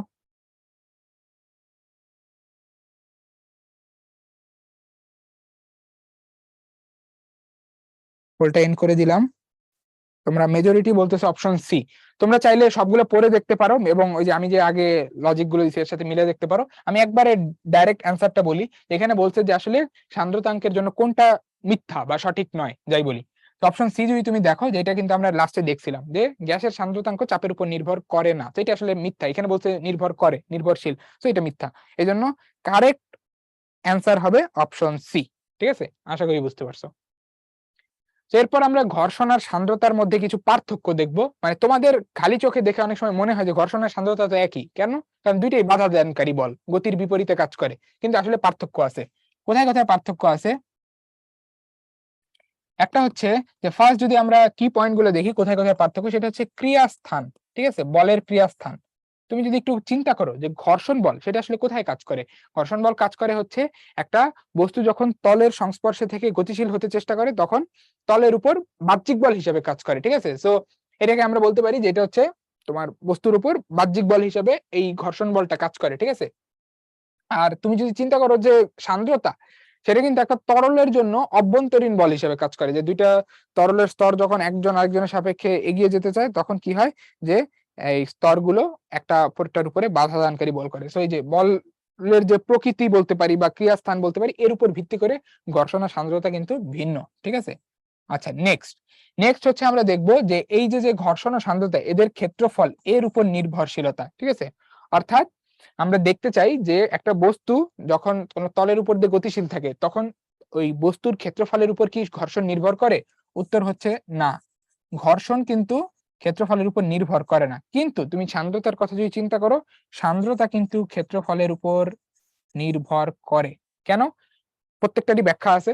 ঘর্ষণ নির্ভর করে না এই কারণে যে ঘর্ষণ শুধুমাত্র ওই যেই বস্তুটার উপর ঘর্ষণ বল কাজ করতেছে সেটা তলের উপরে কত দৃঢ়ভাবে সংযুক্ত এটার উপর নির্ভর করে, কোনোভাবেই ক্ষেত্রফলের উপর নির্ভর করে না। আর কত দৃঢ়ভাবে সংযুক্ত এটা মাপি হচ্ছে আমরা অভিলম্বিক প্রতিক্রিয়া বল দিয়ে। আর সান্দ্রতা এটা কিন্তু ক্ষেত্রফলের উপর নির্ভর করে, কারণ যত বেশি ক্ষেত্রফল হবে তত বেশি আন্তঃআণবিক বল কাজ করবে। ঠিক আছে, তো এই জন্য ক্ষেত্রফলের উপর নির্ভর করে। নেক্সট হচ্ছে আমার আর কি কি দেখতে পারি আমি, যে দেখো তুমি যদি আরো কিছু পার্থক্য দেখো, সেটা হচ্ছে যে এই বেগ অবক্রম। এই যে রাশিটা দেখলাম, এই রাশিটার উপরে কিন্তু আমার ঘর্ষণ বল নির্ভর করে না, কিন্তু আমাদের সান্দ্রতা একটু আগেই দেখছি এটা কিন্তু হচ্ছে আমাদের এই ঘর্ষণ বেগ অবক্রমের উপরে নির্ভর করে, ঠিক আছে। আচ্ছা, তো এই জিনিসগুলো আমরা পার্থক্য হিসেবে একটু মনে রাখতে পারি, ঠিক আছে, যে ঘর্ষণ আর সান্দ্রতা কিন্তু বাধাদানকারী বল হলেও এদের মধ্যে পার্থক্য আছে। নেক্সট হচ্ছে দেখবো সন্ধি গতিবেগ ও রেনল্ড সংখ্যা। সন্ধি গতিবেগের আইডিয়াটা খুবই সহজভাবে চিন্তা করো, যে আমি দেখতেছি যে কোনো একটা ধারারেখ প্রবাহ সে একটা নির্দিষ্ট রেঞ্জ পর্যন্ত সে হচ্ছে ধারারেখ থাকে, ওই রেঞ্জ অতিক্রম করে সে কিন্তু বিক্ষিপ্ত প্রবাহ হয়ে যেতে পারে। উদাহরণ আমাদের সামনেই ছিল, ঠিক আছে। এখন দেখা যায় কি যে ওই ধারারেখ প্রবাহ যখন বিক্ষিপ্ত প্রবাহে পরিণত হতে থাকে তখন তার বেগের মান বাড়তে থাকে, এবং বাড়তে বাড়তে যেই সর্বোচ্চ মান পর্যন্ত আমরা দেখি যে প্রবাহী ধারারেখ থাকে, যেই সর্বোচ্চ মান পর্যন্ত আমরা দেখি প্রবাহ ধারারেখ থাকে, সেটাকে আমরা বলি হচ্ছে সন্ধি গতিবেগ, ঠিক আছে। অর্থাৎ একটা থ্রেশহোল্ড লিমিট, এটা ক্রস করলেই আমরা ধারারেখ প্রবাহ থেকে বিক্ষিপ্ত প্রবাহ পাবো, ঠিক আছে। এটাকে আমরা বলি হচ্ছে সন্ধি গতিবেগ, ভিসি দিয়ে প্রকাশ করা হয়। আচ্ছা, এরপর হচ্ছে রেনল্ড সংখ্যা। এটা দিয়ে আমরা কিভাবে কি জিনিস মাপি, যে আমরা মাপি যে কোনো একটা প্রবাহ আমার সামনে আমি দেখতে পাচ্ছি প্রবাহিত হচ্ছে, এখন আমি জানতে চাই যে ওই প্রবাহীটা কি আসলে ধারারেখ না বিক্ষিপ্ত, এটা কিভাবে মাপা যায়। তো এটা মাপা হয় হচ্ছে রেনল্ডস সংখ্যার সাহায্যে। তো রেনল্ড সংখ্যা কিভাবে বের করা যায়, এই সূত্র থেকে হচ্ছে রেনল্ড সংখ্যা বের করা যায়। যেখানে কিছু জিনিস তোমার কাছে অপরিচিত লাগতে পারে, আমি একটু বলে দিই। এটা হচ্ছে যে রেনল্ড সংখ্যা আর ই, এটা সমান হচ্ছে রো এল ভি। রো হচ্ছে যেই প্রবাহী নিয়ে তুমি কথা বলতেছো ওই প্রবাহীর ঘনত্ব, এল হচ্ছে ওই প্রবাহীটা যে ওই প্রবাহী যেই মাধ্যম দিয়ে প্রবাহিত হচ্ছে সেই মাধ্যমের জন্য বিবেচিত দৈর্ঘ্য, এটা একটা আমরা সামনে ম্যাথে গিয়ে দেখবো। ভি হচ্ছে প্রবাহীর বেগ, আর এটা হচ্ছে প্রবাহীর সান্দ্রতাঙ্ক, ঠিক আছে। তো এই মানগুলো তুমি এখানে বসায় রেনল্ডের সংখ্যা পাবা। এখন দেখা যায় কি এই রেনল্ডের সংখ্যা এটা যদি 2300 এর চেয়ে কম হয় তখন আমরা ধারারেখ প্রবাহ পাই, আর রেনল্ডের সংখ্যা যদি 2300 চেয়ে বেশি হয় তখন আমরা পাই হচ্ছে বিক্ষিপ্ত প্রবাহ, ঠিক আছে। তো এই রেঞ্জটা একটু মাথায় রেখো। তো আমরা রেনল্ডের সংখ্যা বের করে এই রেঞ্জ থেকে বুঝতে পারবো আসলে এটা ধারারেখ নাকি বিক্ষিপ্ত, ঠিক আছে। তো সামনে একটা ম্যাথ দেখলে আর একটু ক্লিয়ার হবে জিনিসপত্র। দেখো আমাদেরকে এখানে বলা আছে যে একটা নলের মধ্যে দিয়ে পানি যাচ্ছে নির্দিষ্ট বেগে, ওই পানির সান্দ্রতাঙ্ক দেওয়া আছে, আমাকে বের করতে বলছে এই প্রবাহের রেনল্ড সংখ্যা কত, ঠিক আছে, আর প্রবাহের প্রকৃতিটা কত, মানে কেমন, এটা বের করতে হবে। তো রেনল্ড সংখ্যা বের করলে সেখান থেকে আমি প্রকৃতি পেয়ে যাব। তো রেনল্ড সংখ্যার সূত্র কি দেখলাম, যে রেনল্ড সংখ্যা এটা হচ্ছে rho L V divided by eta, ঠিক আছে। রো কি ঘনত্ব, এখানে বলাই আছে পানি, তো ঘনত্ব নিব হচ্ছে 1000। এল বিবেচিত দৈর্ঘ্য।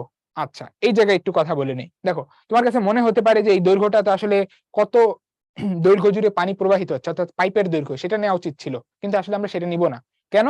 কারণ কোন একটা প্রবাহ ধারারেখ হবে না বিক্ষিপ্ত হবে সেটা পাইপ কতটুকু লম্বা তার উপর নির্ভর করে না, নির্ভর করে ওই পাইপের যে ওপেনিং বা যে তোমার প্রস্থচ্ছেদ, সেই প্রস্থচ্ছেদের ব্যাসার্ধ কত তার উপর, ঠিক আছে। কারণ তুমি চিন্তা করে দেখো যে একটা ছোট পাইপের মধ্যে দিয়ে প্রবাহ যদি যায় সেটার কি হওয়ার সম্ভাবনা বেশি বলতো, সেটা ধারারেখ হওয়ার সম্ভাবনা বেশি। কিন্তু একটা বড় পাইপের মধ্যে দিয়ে যদি পানি যায় তখন সেটা বিক্ষিপ্ত হওয়ার সম্ভাবনা বেশি, কারণ অনেকগুলো স্তর পরস্পরের সাপেক্ষে যাবে, তো সংঘর্ষ হওয়ার সম্ভাবনা বেশি। এই কারণে এখানে আমরা নিব হচ্ছে এই বিবেচিত দৈর্ঘ্য হিসেবে এই যে যে তোমার পাইপ আছে এই পাইপের ব্যাসার্ধ, ঠিক আছে। আচ্ছা, এবং এটা কত বলা আছে, 0.25 মিলিমিটার। সো এখানে বসাবো হচ্ছে 2.5 ইন্টু 10⁻⁻⁴ এত মিটার। তার সাথে হচ্ছে প্রবাহীর বেগ এই যে 20 সেন্টিমিটার পার সেকেন্ড, এটাকে মিটারে নিলে 20 ইন্টু 10⁻²। এটাকে ভাগ দিব সান্দ্রতাঙ্ক, সান্দ্রতাঙ্ক আমাকে এসআই এককেই দেওয়া, এটা হচ্ছে 10⁻⁻⁴। তুমি যদি কিছু জিনিস কাটাকাটি করো দেখো এটা এটা বাদ যাবে, এবং যা পড়ে আছে সেগুলোকে গুণ টুন দিলে যেটা পাবা সেটা হচ্ছে যে তোমার এটা চলে আসবে 500, ঠিক আছে। অর্থাৎ এই প্রবাহের জন্য আমি রেনল্ড সংখ্যা পাচ্ছি 500, যেটা আসলে কি বলতো এই সংখ্যাটা আসলে 2300 চেয়ে ছোট, ফলে এখান থেকে আমি বলতে পারি যে প্রবাহটা আসলে ধারারেখ, ঠিক আছে। যেহেতু 2300 চেয়ে ছোট এই কারণে আমার এই প্রবাহটা আসলে ধারারেখ প্রবাহ, ঠিক আছে। তো রেনল্ড সংখ্যা বের করলাম এবং সেখান থেকে প্রবাহের প্রকৃতি পেয়ে গেলাম, ঠিক আছে। আচ্ছা, পবিত্র জিজ্ঞাসা করছে যে আগের স্লাইড দিব কিনা। ভাই তুমি তো স্লাইড পাবা, তারপরে হচ্ছে কি বলে ভিডিও পাবা, ওই সময় দেখে নিও, ঠিক আছে। কোনো কোশ্চেন থাকলে করতে পারো, কারণ আমি তো আর আবার তোমাদের সামনে এই একই জিনিস নিয়ে থাকবো না, তো কোশ্চেন করতে পারো। ফাইনালি আজকে এটা দিয়ে হচ্ছে আমরা শেষ করব, সেটা হচ্ছে স্টোকসের সূত্র। তো স্টোকসের সূত্র কি বলে, দেখো তোমাকে হচ্ছে এই একটা ধারারেখ প্রবাহের জন্য তুমি যদি প্রবাহীর দুইটা স্তরকে পরস্পরের সাপেক্ষে গতিশীল করতে চাও, তখন কি পরিমাণ সান্দ্র বল কাজ করবে সেটা বের করার সূত্র দেওয়া আছে, এটাকে আমরা বলি নিউটনের সান্দ্রতাঙ্কের সূত্র। কিন্তু আমরা যদি বের করতে চাই যে একটা প্রবাহীর মধ্য দিয়ে একটা কঠিন বস্তু ধরো পড়তেছে, গতিশীল হচ্ছে, ঠিক আছে, তাহলে তার উপরে কত সান্দ্র বল কাজ করবে। যেমন ফর এক্সাম্পল এইখানে একটা গোলক পরিবাহী, সরি একটা ধরো নিরেট গোলক, সে হচ্ছে এই তরলের মধ্য দিয়ে নিচের দিকে গতিশীল হচ্ছে, ঠিক আছে। তো আমরা বের করতে চাই যে এই তরলের ভেতর দিয়ে যখন এই গোলকটা যাবে, তখন এই গোলকের উপরে একটা কি কাজ করবে, সান্দ্র বল কাজ করবে। তো এই সান্দ্র বলটা কত, এটা কিন্তু আর তুমি নিউটনের যে সূত্রটা দেখছো ওইটা দিয়ে বের করতে পারো না, কারণ ওইখানে ছিল দুইটা স্তর যদি একটার একটা সাপেক্ষে সামনে আগায় তখন সান্দ্র বল কত, কিন্তু এখানে আসলে একটা পরিবাহী গোলকের উপরে যে সান্দ্র বল সেটা বের করতে চাচ্ছি। সেই জন্য আমাদের বিজ্ঞানী স্টোকস একটা সূত্র দিছে, এটাই ব্যবহার করব। একটা গোলকের জন্য, একটা নিরেট গোলকের জন্য, একটা গোলকের জন্য আমরা দেখতে পাই যে গোলকটা যখন পরিবাহীর মধ্যে দিয়ে পতিত হয় বা পড়তে থাকে, তখন তার উপর যে সান্দ্র বল কাজ করে সেটা কয়েকটা জিনিসের উপর নির্ভর করে। কি কি? এক নম্বর হচ্ছে যে পরিবাহীর যে গোলকটার যে ব্যাসার্ধ, এই ব্যাসার্ধ যত বেশি হয় সান্দ্র বল তত বেশি। তো এটা হচ্ছে স্টোকসের 1 নম্বর অবজারভেশন। এরপরে সে দেখতে পাইছে যে এই পরিবাহীর সান্দ্রতাঙ্ক যত বেশি, ঠিক আছে, সান্দ্রতাঙ্ক যত বেশি এই সান্দ্র বলও তত বেশি, কারণ ওই যে সান্দ্রতাঙ্ক বেশি হলে বাধা বেশি দিবে, এটা তো স্বাভাবিক, আঠালো বেশি। নেক্সট হচ্ছে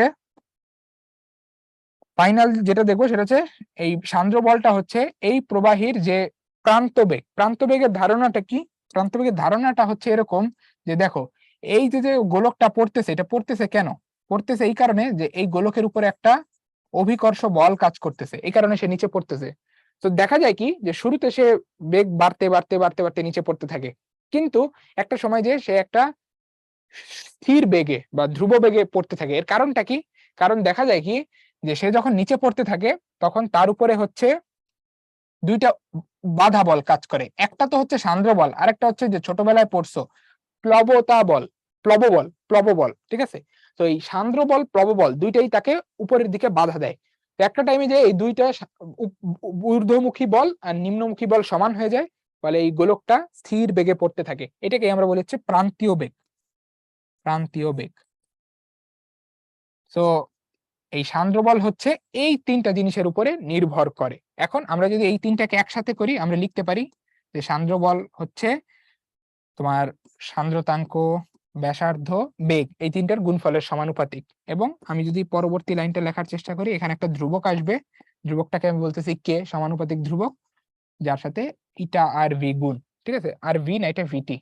আচ্ছা, এখন দেখো এই বিজ্ঞানী স্টোকস যেটা করছে যে এই কে এর যে মান এটা পরীক্ষার মাধ্যমে বের করছে, ঠিক আছে, এই কে এর মান এটা বিজ্ঞানী স্টোকস পরীক্ষার মাধ্যমে বের করছে, এবং পরীক্ষা থেকে সে বের করে যেটা পাইছে সেটা হচ্ছে যে কে এর মানটা সে পাইতেছে 6 পাই। সো ফাইনালি আমাদের এই সান্দ্র বলের যে সমীকরণ দাঁড়ায় সেটা হচ্ছে 6 পাই ইন্টু ইটা আর ভিটি, ঠিক আছে।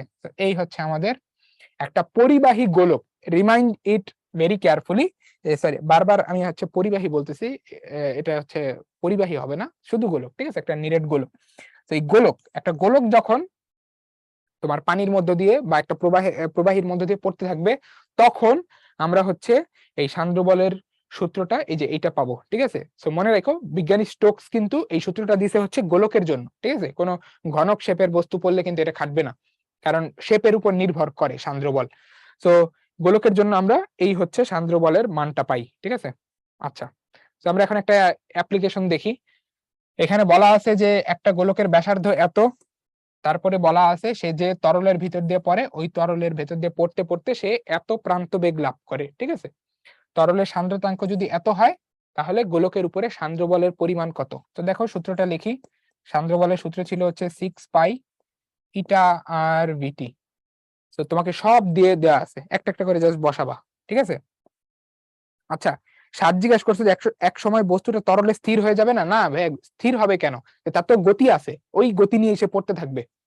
এখন বলতে পারো যে একদম তলায় চলে গেলে তো হ্যাঁ স্থির হবেই, কিন্তু তরলে থাকাকালীন সে ওই প্রান্তীয় বেগ নিয়ে পড়তে থাকবে। আচ্ছা 6 পাই ইন্টু ইটা, ইটা কত, এই যে 0.04, আর ব্যাসার্ধ কত দেওয়া ছিল 400 মিলিমিটার, সো এটা হবে মিটারে নিলে 0.4। প্রান্ত বেগ কত 3.2 ইন্টু 10⁻⁻²। এই সবগুলো যদি গুণ টুন করি তখন সান্দ্র বল কত আসতেছে, তটিনী না সিলিন্ডারের ক্ষেত্রে প্রযোজ্য হবে না, অনলি গোলক। 6 পাই ইন্টু 0.04 ইন্টু 0.4, তার সাথে হচ্ছে 0.032, সো করলে যেটা আসতেছে এখানে 9.65 ইন্টু 10⁻⁻³ এত নিউটন। তো এই হচ্ছে আমাদের এই গোলকটার উপরে যে সান্দ্র বল কাজ করতেছে সেই সান্দ্র বলের মান, ঠিক আছে। তো এই হচ্ছে আমাদের সান্দ্র বলের ধারণা, অর্থাৎ স্টোকসের সূত্রের মাধ্যমে একটা গোলকের উপরে সান্দ্র বল নির্ণয়ের যে আইডিয়াটা, ঠিক আছে। তো আশা করি এটা বুঝতে পারছো। তো নেক্সট হচ্ছে তোমাদের একটা বাড়ির কাজ দেওয়া আছে, আশা করি এটা পারবা, তোমরা নিজেরা একটু ট্রাই করলে এটা পারবা, অনেক ইজি একটা ম্যাথ এটা। তো আজকে আমাদের ক্লাস আসলে এই পর্যন্তই, তোমাদের যদি কোনো কোশ্চেন থাকে তোমরা করতে পারো চ্যাট বক্সে, আদারওয়াইজ আসলে আমরা এটা ক্লাসটা এখানে শেষ করে দিব, ঠিক আছে। কোনো কোশ্চেন থাকলে তোমরা করতে পারো। আচ্ছা মুন্না জিজ্ঞেস করছো যে এখানে এটা, আচ্ছা এটা এটা কি, এটা হচ্ছে তরলের সান্দ্রতাঙ্ক। আচ্ছা পবিত্র জিজ্ঞাসা করছো যে গোলকের ক্ষেত্রে কখন খাটবে না, এটা হ্যাঁ এটা একটা ভালো বিষয়, যে গোলকের ক্ষেত্রে কি সবসময় খাটবে না, এখানে আরো কিছু কন্ডিশন থাকে, ঠিক আছে। যে প্রবাহীটাকে আসলে তোমার গোলকটা যখন পড়বে তখন গোলকের সাইড দিয়ে যে প্রবাহটা হবে সেটাকে ধারারেখ হইতে হবে, ঠিক আছে। তারপরে হচ্ছে তোমার আমরা এই গোলকটাকে যেটা নিতেছি এরও আসলে কিছু বৈশিষ্ট্য থাকতে হয়, ঠিক আছে। এগুলো একটু হায়ার কনসেপ্ট, সো মোটামুটি আমাদের যখন ম্যাথ আসবে বা এই কনসেপ্ট নিয়ে আমরা আলোচনা করবো, সো আমরা ধরে নিব সবসময় খাটে এটা, ঠিক আছে।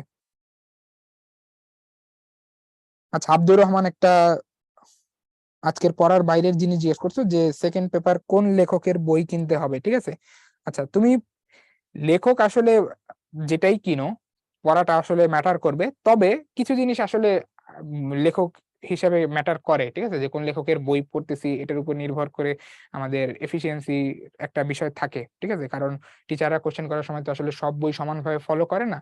তো দেখা যায় কি যে আমরা যারা একটু মেডিকেলের প্রিপারেশন নিতে চাই তাদের জন্য যদি বলি, যে তাদের জন্য দেখা যায় যে ফিজিক্সের পার্টটার ক্ষেত্রে আমরা আমির স্যারের বইটা ফলো করে থাকি বেশি, কারণ ওখান থেকেই সবসময় কোশ্চেন বেশি হয়ে থাকে, ঠিক আছে।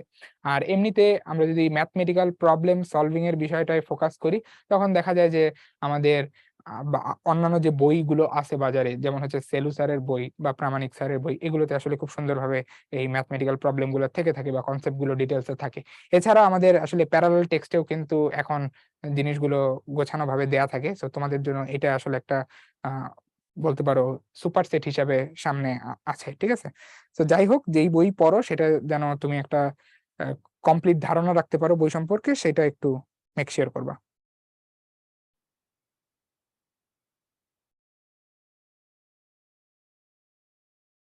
আচ্ছা আমি যেটা বলবো সেটা হচ্ছে যে তোমরা শর্ট সিলেবাস নিয়ে, ফুল সিলেবাস নিয়ে একটু কোশ্চেন জিজ্ঞাসা করতেছো, সো শর্ট সিলেবাসের পার্টটা আগে গুরুত্ব দাও, এটা পড়ো, পাশাপাশি টাইম থাকলে ফুল সিলেবাসের জিনিসগুলো একটু দেখে রাখতে পারো, ঠিক আছে। কারণ একটা টাইমে যা ওই জায়গাগুলো হয়তো বা তোমার টাচ করা লাগতে পারে, সো শুরুতে একটু দেখে নিলে ওই জায়গাগুলো পরবর্তীতে যখন রিভাইজ করবা বা আবার দেখবা ওই জিনিসটা সহজ হবে তোমার জন্য।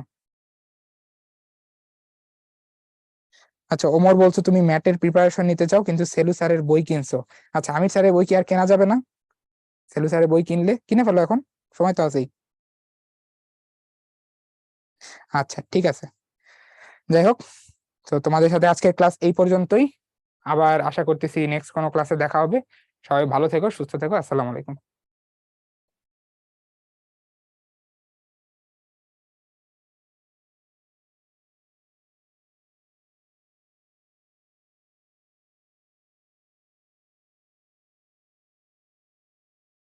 ভাইয়াকে অসংখ্য ধন্যবাদ। আর এর সাথে আজকের ক্লাসটা এই পর্যন্ত। প্রিয় শিক্ষার্থী, উদ্ভাস রিলেটিভ কোনো প্রশ্ন থাকলে চ্যাট বক্সে করতে পারো।